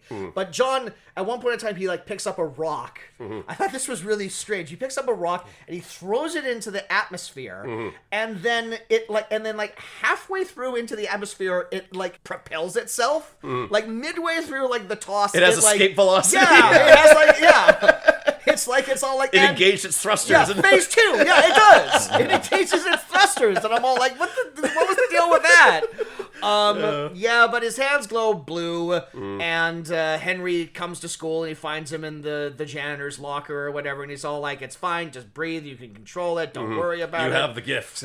Everyone in your health class saw it, but we'll just say it was a flashlight. Don't worry about it. I'll scrub the internet for you. I'll scrub the internet from it." This is the other thing too. This is the other thing where it's like if you're trying to be because Timothy Olyphant's entire character is all like, we have to be conspicuous, John. We can't draw attention to ourselves.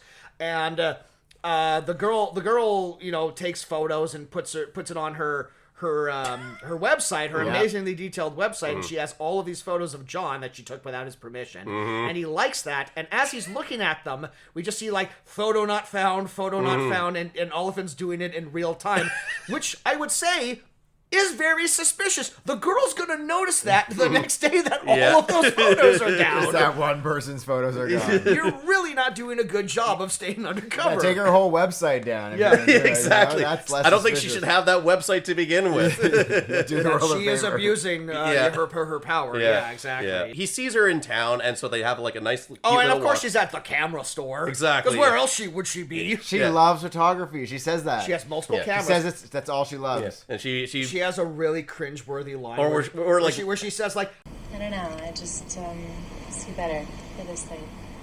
"Fuck off." Yeah. At one point, she points out, "Oh, those two little girls, I babysat them for like money for my first camera. Yep, they're my victims." And it's like, no shit. Yeah, I think again, I don't mind the actress in this, but I feel like again they just Yeah. didn't give her really great things to do. Diana Agron, Yeah. who's from Glee. Yeah. And has also never managed to make a film career for herself. You know, she's still working, so good for her. Yeah. The other she's thing I fine. thought- yeah. She invites them over to dinner, you know, after knowing this guy for like a day. And they have the most exposition-filled family dinner ever, where like her both of her parents are just all like, "Oh, you should come to the town carnival. Yeah, it's it's- great," and she'll be there, and she's taking photos, and aren't we just like the all-American family? Yeah, the you know? family that you've never had. Don't you yeah. feel bad that you've never had this once in your life? They do something ridiculous where like she has a little brother who's all like, "Let's play the question game. This is what all families do, right?"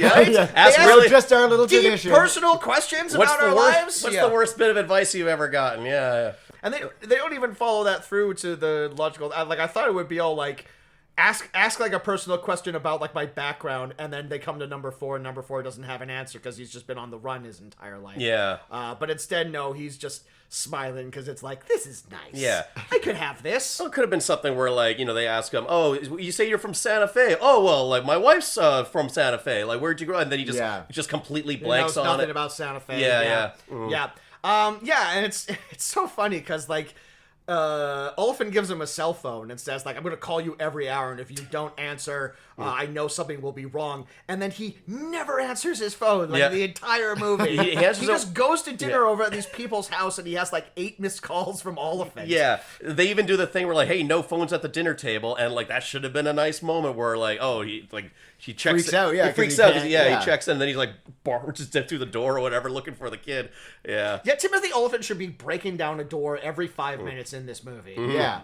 They need to have him kick a bit more ass in it. He didn't Yeah. get as much to do as I would have liked. No, I mean, he just kind of sulks around the house for the most part. he does like a little detective work because he goes online and he finds the article written about Sam's dad, and he was investigating their alien species or whatever. He goes to the old steel mill, And he knew the dad too, right? He like worked with him. It turns out that Yeah. like Sam's dad was like part of the resistance or whatever. yeah. And so he goes to the bottom and he sees all the ones of the aliens have like these symbols, like these spiral symbol-y things that you see on their Yeah. arms, and we see that there. He also finds like the half geode that I mentioned earlier that apparently is like a communication symbol, and he's just all like, "My God, what were you doing in here?" And that's kind of the extent of what Timothy Olyphant gets to do in this movie, Yeah. unfortunately. Yeah. I actually think we forgot to maybe mention that when we talked about Sam character at the beginning. We did say that he was the nerd who is hard done by, but I don't know if we mentioned that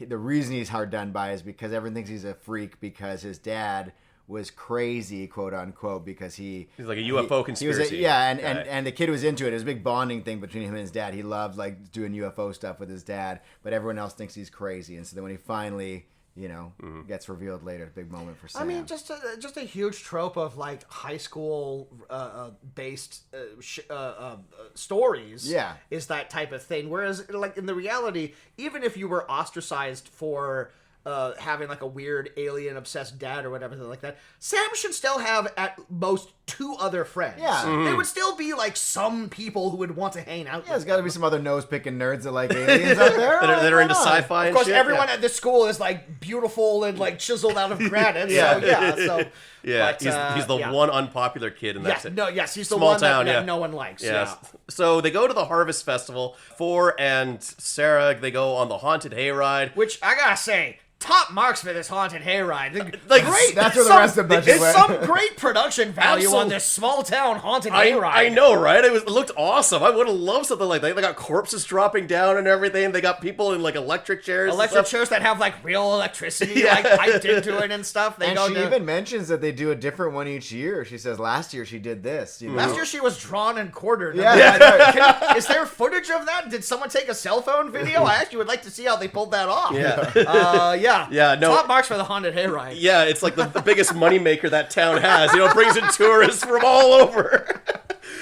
So it's here that Mark and his cronies, they rush them with like fucking night vision goggles of all things. There's like the briefest of moments where we think the Mogs have caught up Yeah. with number 4 and they're going to attack them, but Yeah. no, it's all the rich kids, and yes, they have night vision goggles, so they're allowed to attack them in the thing. Because we've forgotten that we mentioned that Mark used to date Sarah, but of course he's an absolute little sociopath Yeah. about it, and is just doing like all of the horrible, clingy, toxic behavior and stuff, where it's all like, we're gonna beat up the new kid, and I want you to grab my ex-girlfriend, throw her over your shoulder, and bring her to me. Yeah, And literally then- kidnap yeah, her. and Yeah, then yeah. we will have Bring her to me. and then we will have a conversation, and then she will want to date me again. Yeah. Pure psychopath behavior there. So they run away with Sarah, and number 4 is left to beat up all of these bullies. He like uppercuts one of them into a tree. Yep. And then he like hits every branch on the way down. Yep. And then a few scenes from now, the sheriff of the town comes and says, is all like, all of those boys were hospitalized. No. This guy's dead. If he's not dead, he's paralyzed for life. Yeah. He hit those tree branches hard. He landed man. on his That neck the wrong way. That That kid. was Yeah. intense, the way that kid fell. Yeah. Yeah, he dispatched those kids. Like, I thought he killed all of them. Yeah, frankly.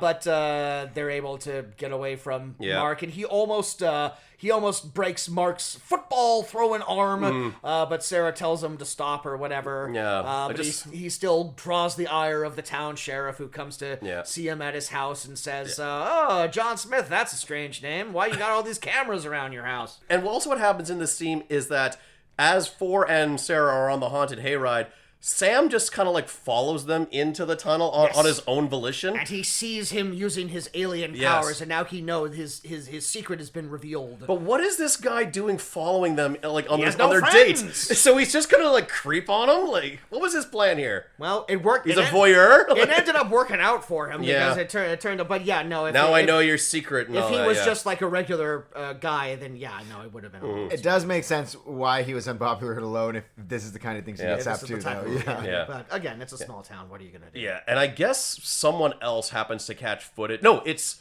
footage from the earlier scene on the beach back in like Florida or whatever. Yeah. Someone was Ends up recording on a conspiracy theory website. that somehow Timothy Olyphant can't take down. The firewall is too powerful for this alien technology that has been Yeah. otherwise able to like scour the internet and and, he has to scrub it go completely. directly to the source. Yeah. He has to go to like wherever they're like beaming the thing from or Yeah. whatever. Which is this very sweaty way of getting Timothy Olyphant out of the movie for a little The bit. writers weren't quite sure how the internet worked, maybe, at the time. Well, it was 2011, so It's the new internet technology. was in its infancy. And Like, he's got to go to the server himself. Yeah, they got to He make has her. to pull the plug from the wall. Yeah, Sarah has to have her own website and not, fucking Instagram or whatever. So yeah, Timothy Olyphant is kidnapped by these conspiracy guys, I guess, who are able to take down an alien warrior. Yes. Well, we do find out that this conspiracy website is run by like these two beardo weirdos in like We've a never met basement. before. No. Well, this is the thing: is we go to this place and there for so much of this movie, there's this mystery around Sam's father. So they go to this place and I'm all like, this is going to turn out to be Sam's father. It has like this conspiracy website. No, it's just two random guys who were not previously established. Nope. But we do find out that the Mogladorians have caught up with them, and they are using these two guys as a way to bait Timothy Olyphant and by proxy number 4 to this place. Yep.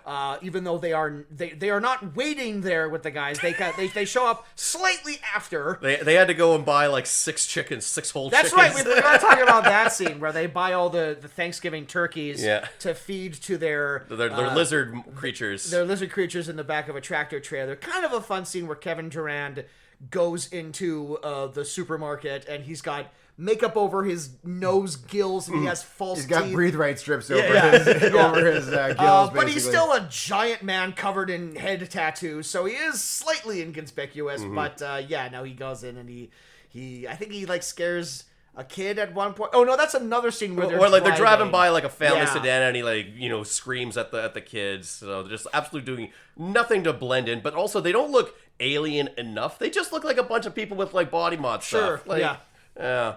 Yeah, my other complaint about the Mogadorians is that they basically just have them doing like bad guy stuff all the time too. Like every time they interact with someone, they like have to scare them or like be mean to them or like choke them or put a spinning ball of death down their throat because it's a fun game for them. I guess we never really like established this early on in the episode, but like the Mogadorians invaded Lorien and they killed they like blew up the planet Superman style or whatever, and the 9 kids and their protectors and I guess some space dogs or whatever found their way to Not the Earth. band. Found their way to Earth.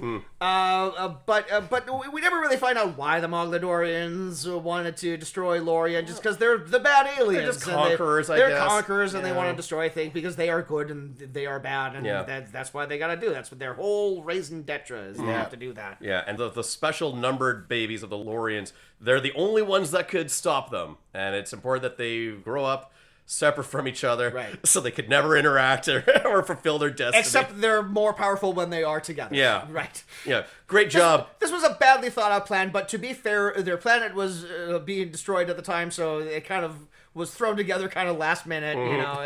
We didn't really work out all the details. Oh my god, I just clued in that the name of the planet is Lorien, and the pen name of the author is Lore. Yep. Ugh, well done. And the bag is a Mogadorian, so it's like very like were they just mad at the Lorians because their planet names were too similar? They're like, well, we're the Mogadorians. You're like the Lorians. Like we can't have this happening. No. And also, his first name was Pittacus, and this story is pitiful. So like there's lots of parallels. Well done. So yeah, the Mogs show up at the conspiracy house. Well, one does. One does. He's got like the alien laser weapon, and Timothy Olyphant says, "I got this," and so they have a tussle. What I did pick up on was the fact that Timothy Olyphant was able to handle this one Mog with a fucking shotgun.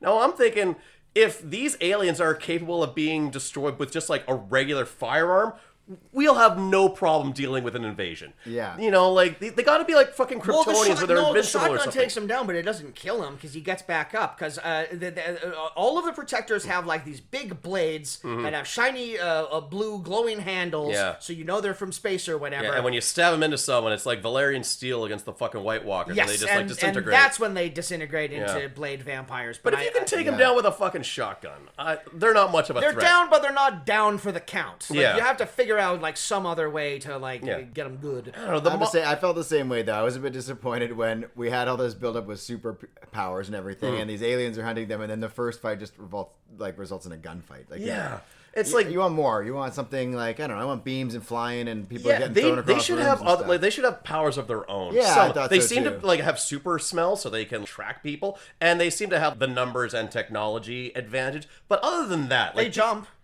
They do jump. They do. They jump, I guess. Okay. Some jumping. Yeah. But yeah, and they have some alien tech, and they have alien creatures that do stuff Yeah. for them They too. have they famously have like big alien guns. Like they have like Fifth Element guns that are like bigger than like their entire torso. Yeah. They like pull that out. Yeah. But they can't all have powers because then what's the point of the 10? The magical 10 Yeah, children. I guess I assumed they were like collecting the powers to use themselves in some To way. gain and so, powers, Yeah. and so yeah. I thought they might have a little something. Yeah, Kevin but- Kevin Durant should be like collecting the individual powers With like, each talisman, the he gains a power. like the Super Scroll or or like whatever. Jet Li but in the one or whatever. Exactly, yeah. Exactly like Jet Li in the one. Yes, but Fuck, I should rewatch the one. That's a great movie. That's pretty good. That's a good one. I love the ending of that movie, man. It's so funny. Oh, he was just like beating up like He's just everyone. fighting a million of himself. It's awesome. I like the final fight in that movie where they're like squaring off, and then for no reason, one of the Jet Lis like takes his jacket off for no other reason other than we need to be able to tell which Jet Li is which. Yeah, and you know what? Like they gave Michael B. Jordan an Oscar for playing two. Jet Li. I think Jet we Li, slept you're on well Jet Li. overdue, sir. There's about 100 Jet Lis in don't- that movie. Yeah. I don't want to spoil it for you. Michael B. Jordan was not the first person I know. to do Hell, that. Michael Keaton should have gotten that Oscar for Multiplicity. And He should have gotten 2. should have gotten it for one for every one of the clones. for every one of them, yeah. So you know what I found out recently that's great? Michael B. Jordan's dad's name is Michael A. Jordan. That's amazing. so his kid's got to be Michael C. Jordan. I hope so. I hope he does that's it. great. That's awesome. It's better than like the second or the third. Yeah. I agree. So the good guys make their escape, but Timothy Olyphant is mortally wounded, and he dissolves into a shitty CGI pile of ash. They drop him off at the side of the road, and of course, I would have to assume all of us checked the runtime to see how much Olyphant-less movie we have, and it's just over half an hour, unfortunately. 40 fucking minutes left of this movie without Timothy Olyphant. Apparently, the biggest departure for the novel. In the novel, Henry actually makes it all the way to the final battle, where he does his heroic like in the last book? No, in the first book. In the first book. In the book, I Am Number 4. Oh, okay, No, okay. he does I die. thought you meant like the whole lore. No, he dies at the end of the first book, but not here. Ah, okay, I interesting. guess they moved it up to... They ran out of money. They couldn't pay Timothy They couldn't anymore. pay Timothy Olyphant anymore. He is the most famous person in this movie. By a fucking country mile. 100%. Yeah. Jesus Christ. I don't know. I guess it's motivation to make number 4 sad or whatever. But I don't know. I feel like he would be sad if he died at the end either. It frees up 6 to be like the big action star in the later half of the movie. But this character that we've been teasing, we haven't even met yet. Teasing this entire movie. Yeah. Yeah. Quite frankly, I would have loved to see 6 and Henry Olyphant like fighting together. Yeah. But so we don't get it. News comes down the wire that they're blaming the murders of the conspiracy guys on 4. So like now he's a wanted man. So the first thing he does is he goes to a house party. He said to meet up with Sarah. Well, Sarah sends him like a text message saying, Who are you? Who are you? Who even are you? Yeah. And then it's dangerous to be too close to me. And then that kind of horse And then shit. he just instinctively knows that she's at a house party, which was never mentioned before, right? Well, she's kind of ostracized from the in crowd because she left Mark. And that's... I mean, there's only 4 characters in this movie. It's not like we know any of the other, high schoolers. Mark has 2 other friends that we see at one point that are also rude. That don't have names, but they're just, they just go, they're just stuff, you know? They're just goons. Yeah. They're just high school goons. Honestly, I love those characters in Of movies. course. Yeah. Oh, yeah. It would be good.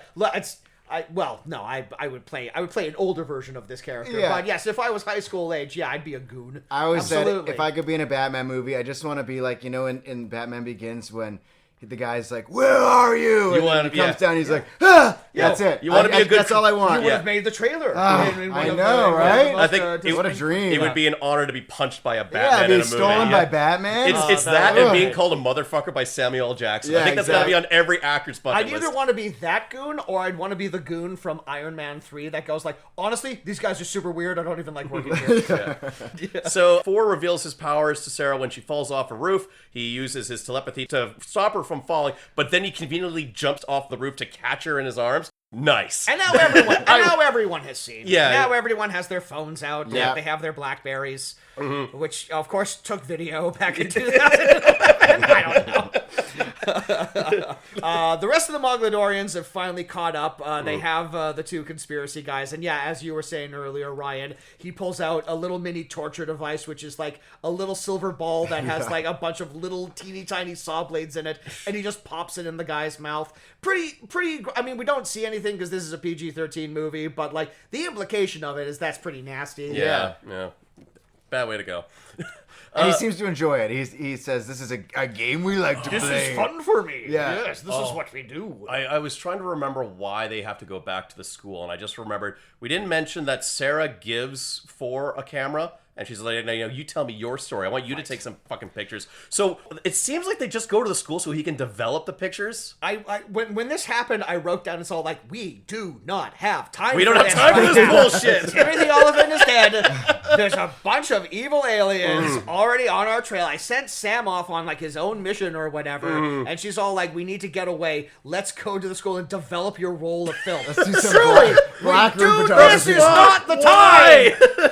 Black room photography, notoriously known for its speed. Yes, exactly. It takes like a full hour to develop that shit. You gotta- no wonder the Moglidori gets caught up with He's it. got two different liquids. You got to put it in. You got to hang him up for a while. He's got a full reel that he's got to get through too. It's bullshit. And it leads to nothing, where it's all like, yeah, this is the real me, and it's all like, great, can we move on? yeah, I kind of please? gathered that when you We're- showed me he had fucking We're superpowers. kind of in the middle of like a massive plot right now. Yeah.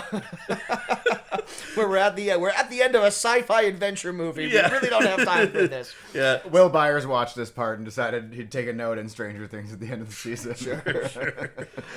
So the Mogs descend on the school. They release their lizard creatures on them. Sam pulls up and he has met up with Space Beagle, who is named after a football player. I forgot which. It's like a reference that Timothy Olyphant puts a poster. Bernie up. Kosar. Bernie Kosar. So the name Sports of Bomb.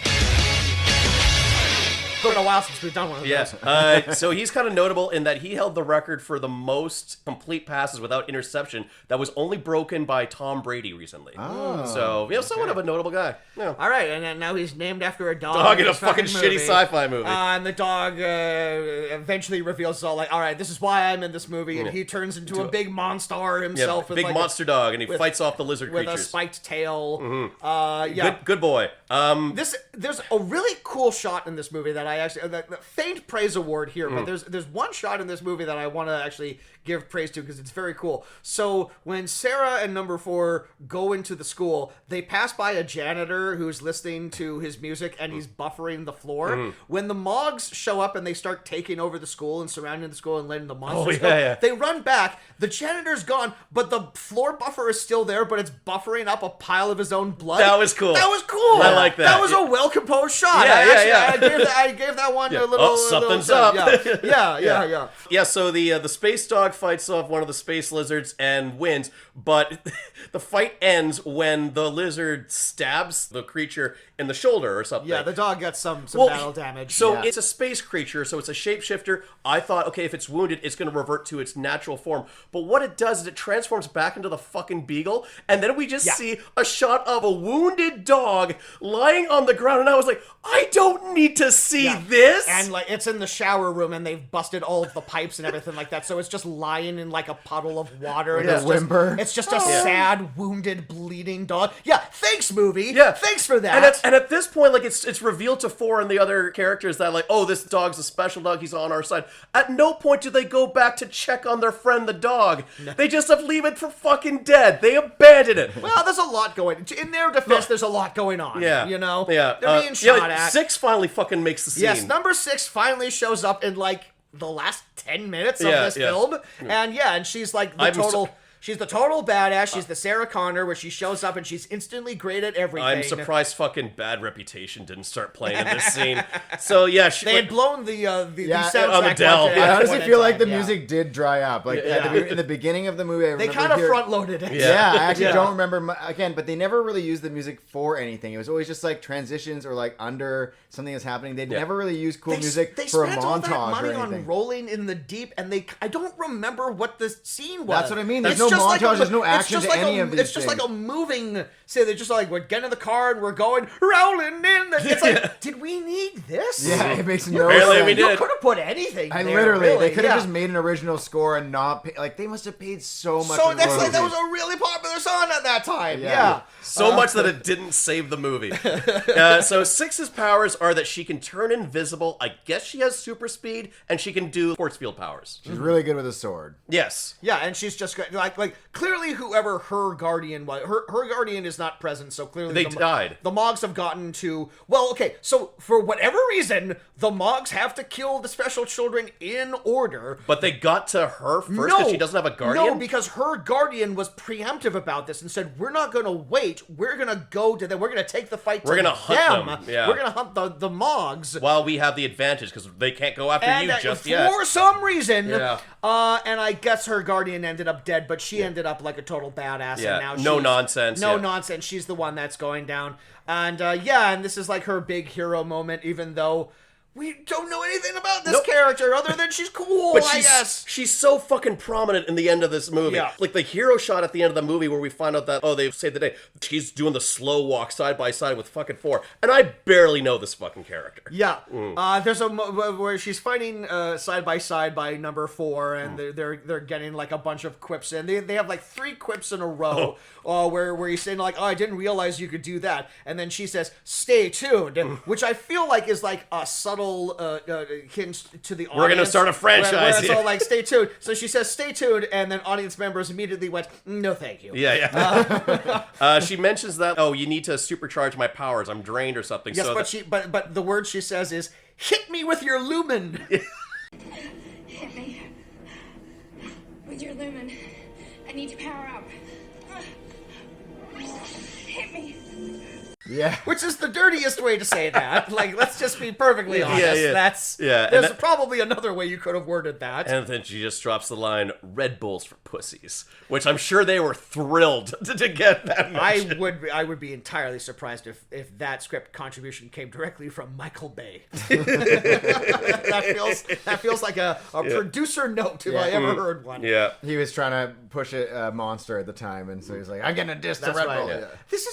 You bring up a good point, Ryan, is that there's like a subsection of product placement where it's like we're mentioning your product in the movie, but we're like insulting it also. Yeah. You know, where it's all like, I think to say the word Red Bull, they clearly had to like pay Red Bull something. Yeah. But also we're saying Red Bull sucks and it's for pussies. So it's like, I don't know. I don't know how companies feel about that. Yeah. But, I don't know, So the final confrontation happens on like the football field.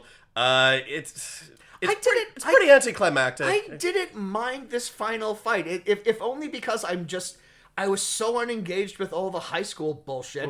Look, of which there's a lot of. None of us are the target audience for this movie. We are not tweens or people in their early 20s or anything like that. But I think maybe just the fact that we weren't doing the literally star-crossed romance, that by the time we finally got to this action sequence, I was a little engaged. I kind of didn't mind it. It perked me up a little. Yeah, just a little bit. It moved a bit. It was definitely a better part of the film. Up to that point, I thought that one of the problems was that the locations were all a bit underwhelming for the fight scenes because, it's superheroes. I expect, you want, something on a rooftop or, in a big field or, on a ship or something. Yeah, it's all high school big based, space. So You want someone to get punched through a Denny's at one point in time. or something like that. But it was all, there was one in, the science lab or whatever, and then there's the one in the cafeteria, and then there's the football field. Reminded me of The Faculty. Yes. Remember that? Yes. Yeah, the ending of that. It just wasn't quite an epic enough setting. But actually, the football scene did start to come together a bit more. I did start to notice more, draperies and things in the background where they're actually starting to fill out it looked like they spent a bit more money on that scene. I think they maybe phoned it in on some of the other fight scenes. Yeah, when Six kills that second flying lizard monster and it crashes through the bleachers, that was pretty impressive. Yeah, I like that. But the field is completely burnt to a crisp by the end of this fight. This school is fucked. They need to skip town now for the school. Yeah, absolutely. They need to go. Yeah. And everyone kind of gets. Well, Sam doesn't really get anything. No, wait, he gets a hold of an alien weapon at one point. And what's the girl's name? What's the name of the female lead in this movie? Sarah. Yes, Sarah. Yeah, Yeah, the girl, Sarah the doesn't girl. get to do anything interesting. No. But Sam gets an alien gun, and You he don't gets think to. her photos are interesting? I mean, they're just capturing real life. I try to see. That was big at the time. That was already 20 years later. I just see so much better through the. Yeah, because she's one of these obnoxious characters that's into old things, just old slice of technology life, and stuff.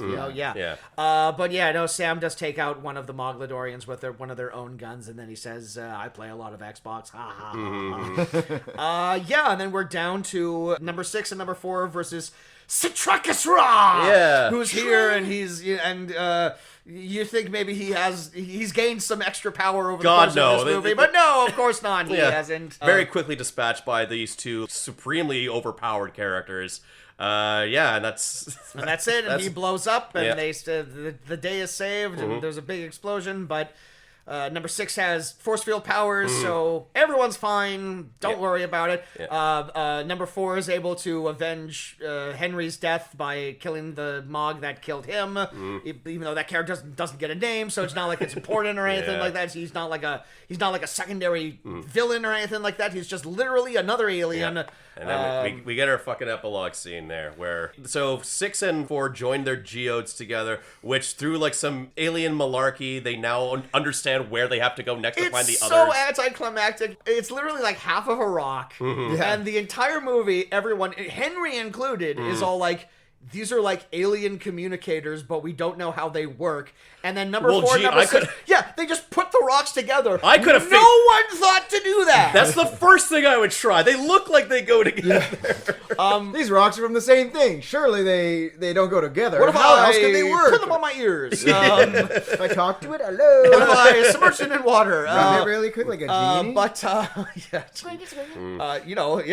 A little third act genie. I wouldn't say no to that. Yeah. No, it is super anticlimactic. They put it together, and the rock evaporates because everything fucking evaporates in this movie. No trace to be left behind. And then Sam's like, well, that was anticlimactic. And then both of them were all like, no, it's in our brains. Yeah. We know where to go now. We just know, you guys. Yeah. Isn't that so visual? Isn't that so amazing? Isn't that great for the cinema?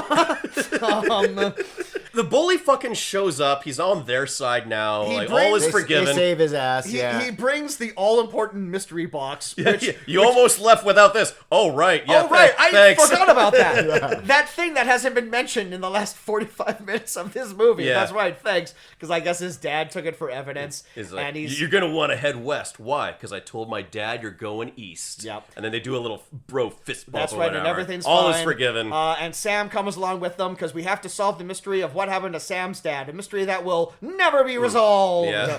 and 6 is just like, oh, these idiot guys I got to be in charge of. So what an amazing trio that we have here. And he goes over to Sarah. Another thing we forgot to mention is that earlier Henry says, our species isn't like humans. When we love forever. You'll never love again, number 4. That line is for all the tween girls out there. Yes. That's just pure. I know this is like a different source material or whatever, but that's like straight out of Twilight. Oh, exactly. That whole thing where it's all like you and I are like bound together. We're not like humans who just fucking sleep around and aren't committed to anybody. Our love is eternal. That's right. We're like great white sharks. We mate for life. Exactly. Man, we have these unrealistic standards for men here. Like, women now just want like a hot alien who shows up. He's got powers. He saves the world and is committed for life. You know, like that's what we got to compete with. But he Not kisses just that sandy hair and blue eyes, but the powers. He kisses Sarah and he says, "I'll come back for you." And then they drive away and they leave her alone with her stalker, with her abusive ex. I know we're cool now, but he's done something. She doesn't have to forgive him. Yeah. Is the thing. He She did has kidnap her She once has before. legitimate grievances with this person. I wanted to see him like slowly try to put I his know. arm I thought that was gonna happen too. I thought it was like, oh, and they're together now. Like she's like, well, I guess I'm just. Well, back with looks him. like we're back together. So babe. what they should have done was all like, it's like, well, we gotta head off now, and they all look over at Mark. He's all like, I'll go first. I'll just go. You know what? I'll see myself out. Yeah. The dog catches up. The dog's okay. The dog's okay, everyone. He's got a little limp, though, so fuck you, movie. Again, they abandon this fucking wounded dog that's been nothing but helpful to this crew. They abandon, and this fucking limping dog has to track them down on his own. And they're all like, oh, we're so glad you're okay. And the dog's just all like, fuck you. I'm on a fucking busted leg here. You were gonna leave me. Where were you? Yeah, you're literally getting in the car like, to leave. There's like 9 of us left from our species, from our home planet. Fuck you. And they drive away into the sunset, and number 4's narration is all like... What adventures will await this crew? You know what? Make the sequel now. Yeah. Do it now. With these same actors, aged like 20 Number 6 years. can still rise. Yeah. You know, there's time. That's They're- time. Yeah, Yeah, they're all absolutely. in their mid-40s. They can certainly play people in their late Look. 20s still. Recast the nerd, and then just write in that, like, they age, like, a lot faster than, like, other people, you know? It's just like, they're all the same age, but it's like, yeah. Oh, this is why we mate for life. Yeah, because we don't got that much We don't got time. long. Yeah. We've had a good time, not a long time. Yeah. So that was I Am number 4. Was there anything that happened in the movie that we didn't mention? Anything worth pointing out? In the opening scene, when he's going for a swim at the beach with This was what I was going to say, so go ahead. She mentions that her favorite constellation is the Big Dipper. Oh my god! And I'm like, I laughed That's out. my favorite. Big Dipper. It's my favorite. Do you know that one? That made me laugh out loud. The most so hard. the most basic of constellations. The one everyone knows. The first one you Now that's look- not your favorite. You just never learned any Now other look, ones. In her defense, she's in what, like grade 11? Like maybe she doesn't know very many other. But yeah, but to keep his cover up, he's all like, "Well, I don't know about that. I got a D in astronomy." Yep, not an alien here. Regular American boy. Yeah, Never like, you heard should of the see- Big Dipper Never, before. you know, again, it's more suspicious that you don't know what the Big Dipper is. exactly. You should see it up close. That was all I was gonna say too. Yeah, I don't have anything. The only other thing I was gonna say was that it felt like a missed moment. You guys mentioned it a bit about number 6, like that she shows up out of nowhere. It could have been nice if they strung her along a bit earlier, seeing her maybe follow them, Yeah. or maybe building in a little bit of sexual tension between her and number 4, because they also have this, a bit of the Final Fantasy VII Eris Tifa thing. Like there's a connection because they have a power, And they're like that the girl last can- of their kind. Yeah, that the or girl can be whatever. jealous Yeah. of. And they even had the big moment when she saves him with the shield and she protects it. Oh, yeah, and then she falls over on on top top of- of him. yeah, yeah. And then the other girls come out to the rest of the team comes out and the smoke's clearing, but then they just show up. I thought she was gonna see her getting and they're On top of each other. Yeah, I Yeah, thought yeah. it was gonna be like a thing where she got jealous, and when they left, they're gonna think that he chose her, but we know that he loves for life with that one. But they just totally ignored it, and they just walk up afterwards. Teresa Palmer's very good in this movie. I've liked her in a lot of stuff, but she's truly in this movie for 5 minutes. Yeah. And she just doesn't have enough room to give us like an actual character. She's just nothing but catchphrases, really. So Yeah. if anything, she was the most hard done by this not having a sequel, because one has to assume the sequel would mostly be about her. She's got 2 books. Yeah, Yeah. she got 2 whole books. Yeah. No, they would keep finding ways. Like this would be like a classic series where they would keep introducing new, interesting characters, and yet we would still have to focus on Alex Pettyfer. On a Yeah, fucking number floor. 4 would be there the Yeah. whole time. Yeah, unfortunately, yes. Yeah. So at this point in time, Ryan, we'd like to ask the question: does this movie have a certain something, or is it a whole lot of nothing? It's a hard one to say with this movie. It's not horrible. I wasn't like, oh my god, this is awful the whole time. It's got. I like the lighting in the dialogue scenes. I feel like we miss that kind of cinematography where there's actual shadows and texture. Yeah. It is amazing watching like a studio movie from 2011 compared to studio movies of Yeah. those days, and the construction of it has really changed. Yeah, like, it has a significantly. vibe that era. That being said, it borrows from way too many things. It doesn't really have much of its own identity. It's not super memorable. A lot of the actors again just aren't given a whole lot to do. I'd say it's it's probably under a 5. It's probably somewhere like a 3. Yeah, it's right there in the middle. It's Yeah. it's that type of nothing movie. Yeah. In the sense that it's like you watch it and it's all like, that was a movie. I'm probably never going to think about it again. It's derivative of too many other things that I've seen.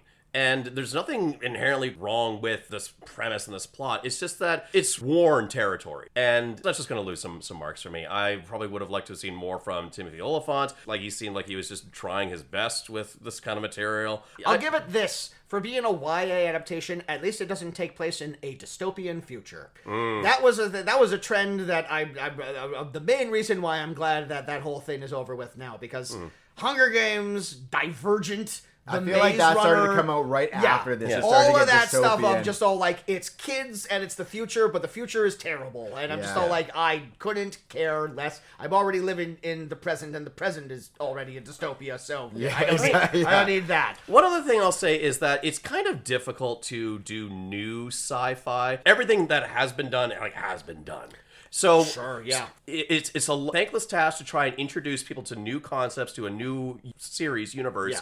And this movie does hardly anything to flesh things out. Yeah. And I don't even think it's because they were saving it for the sequel. I don't imagine they would touch base on a lot of the things that we were confused by. I mean, I agree with you in that sense. Like, I haven't seen Project Hail Mary yet. That just came out. It's getting amazing reviews. Yeah, I saw it. It's great. Yeah, but just based on the trailer, it's all like the sun. trailer's awful. The sun is dying. We have to reignite it. Also, I have like an alien that's like a big rock guy, and it's Yeah. all like, I'm sure this is a well-written, entertaining movie, But again, these are things that I've seen in other movies. It Yeah. is hard to like come up with like a truly new original take on a sci-fi property. All right, so all right. I am number 4. Back to I am number 4. I am number 4. Ryan Alexander McDonald, thank you for coming. Hey, thanks for having Hunting me. Matthew Nichols. Yeah, please go see it. It will be in theaters soon. Is there anything you want to tell us about the movie? Like just about like basic premise. Yeah, sure. I love the movie. I'm really, really happy with it. Probably one of the projects I've been most happy with my entire life that I've worked on. Built for a very modest budget with an all-Canadian team. Nice. Set on a very spooky Vancouver Island. Was it Vancouver Island? What's that? It was on Vancouver Island. Yeah, we Yeah. shot some of it here and some of it on Vancouver Island. Set there specifically because there are a lot of ghost stories in Vancouver Island. A lot of times we got pushed by Americans to set it in America, but we were very diehard about keeping it in Vancouver Island because it just got such a mood. Yeah. Anyway, the story is about a girl who goes back to her hometown to investigate her brother's disappearance from 20 years earlier, which was an unsolved case. Great movie for people who are fans of true crime documentaries, people that like horror movies. There's a bit of each of those elements in there. I just think it's I don't want to say too much about it. Sure, yeah. It's a movie where you want to go in and just kind of go in blind and just let yourself get caught up in the case and the story. If you want to know more about it, you can go to www.huntingmatthewnichols.com. We have a really cool website going on that our director designed, and there's like a scavenger hunt. There's behind the scenes footage. Cool. What's that called? Like ARG, like a real world type of like lore drop or whatever. We've been building a lot of lore into this film and really trying to expand the universe. You know, you can if you go to the website, you can learn a lot about it. There's lots of ways to engage with the film. There's a scavenger hunt. You can win prizes. We have a premiere coming up in Vancouver, April 2nd at the Park Theater. That there's going to be prizes, and we've got you have popcorn buckets. we have I popcorn think that's buckets. fucking so cool. There's going to be some Hunting Matthew Nichols popcorn buckets. Oh, cool. We also have a promotion we're doing with Twin Sales out in Port Moody, where we have missing kids loggers that we've made that kind of like milk carton kids.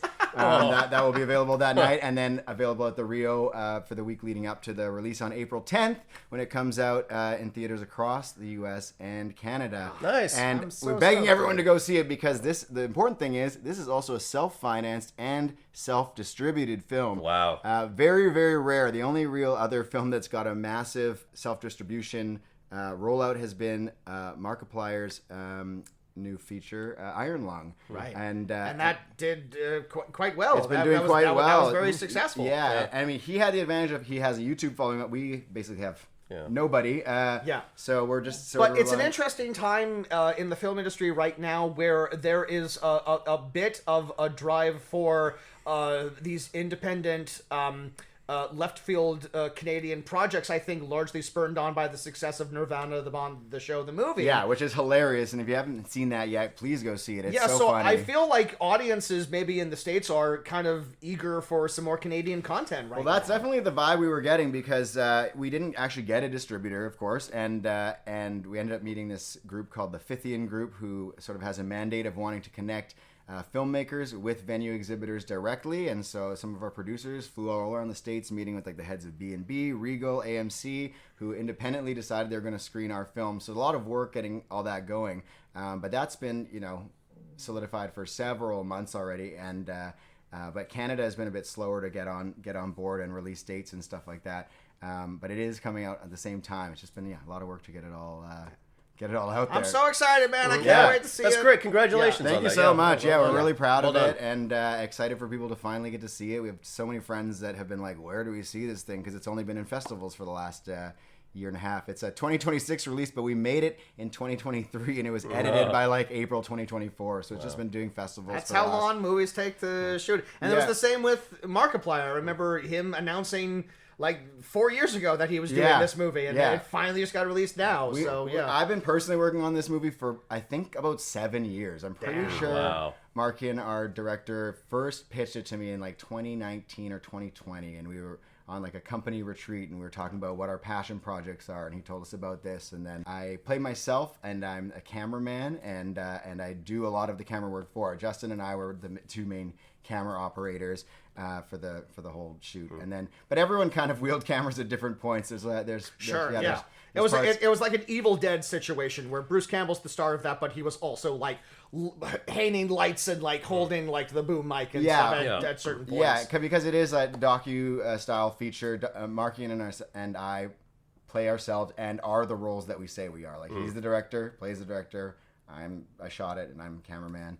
Watching the film, like probably a good 40% of it was shot by me, and then the other 40 by Justin, and then the remaining 20 by various cast and crew and things like that. Because there's scenes where we had to record stuff through computers and phones, and I think we had 11 different capture devices that we used, from drones to phones to cameras to old DV cameras, because we wanted to use all old footage. We didn't want to degrade footage. We wanted to use all cameras from those eras and everything to make it. Authentic as possible. And lots of borrowed footage from people's real lives and stuff. So, Well, I couldn't be more excited for it. I'm so thrilled for excited. everybody. Thanks so much. Congratulations. Everyone, be sure to check that out. We'll include some links to the trailer in the episode description. Check out Stick on Apple TV Plus if you happen to have that. Ryan's in episode 8. And that was I Am Number 4, directed by DJ Caruso. If you like this episode, please check out our back catalog of episodes. You can follow us on some of the social media. We're still on Facebook and Instagram, I imagine. Barely. We're on Instagram because I do the Instagram. We're on Facebook because I do the Facebook. Yes, so your parents can know about the show because they're on Facebook. We'd like to thank Eddie Lamb for his fantastic theme music. You can follow me on... You know Eddie? Yeah, he's cool dude. Eddie plays. Well, I have a house with other filmmakers. We do events. We have film shoots in there, and Eddie often plays at our events. And cool. My roommate Krishan Randall, also a director in town here, he always has a karaoke birthday party, and for a couple of years, Eddie Lamb would come and do live karaoke for us, and it's so good. Yeah. If you ever need live karaoke, hire that dude. He's so good. He's great. Shout out to Eddie. There we go. Yeah. Tell him I said hi next time you see him. Eddie Lamb Halen, baby. Yeah, it's him. You can follow me on Letterboxd. I'm Kaz Lescard. I am Kaz Lescard. Yeah, I am Jameson Rafter. I don't... What's an iconic line Timothy Olyphant says? I tried looking into shot it. that man, and it was justified. There you go. I am justified. I am Mr. Justified. I am Justin-fied. All right, bye. That's everyone. how we end this one. All right.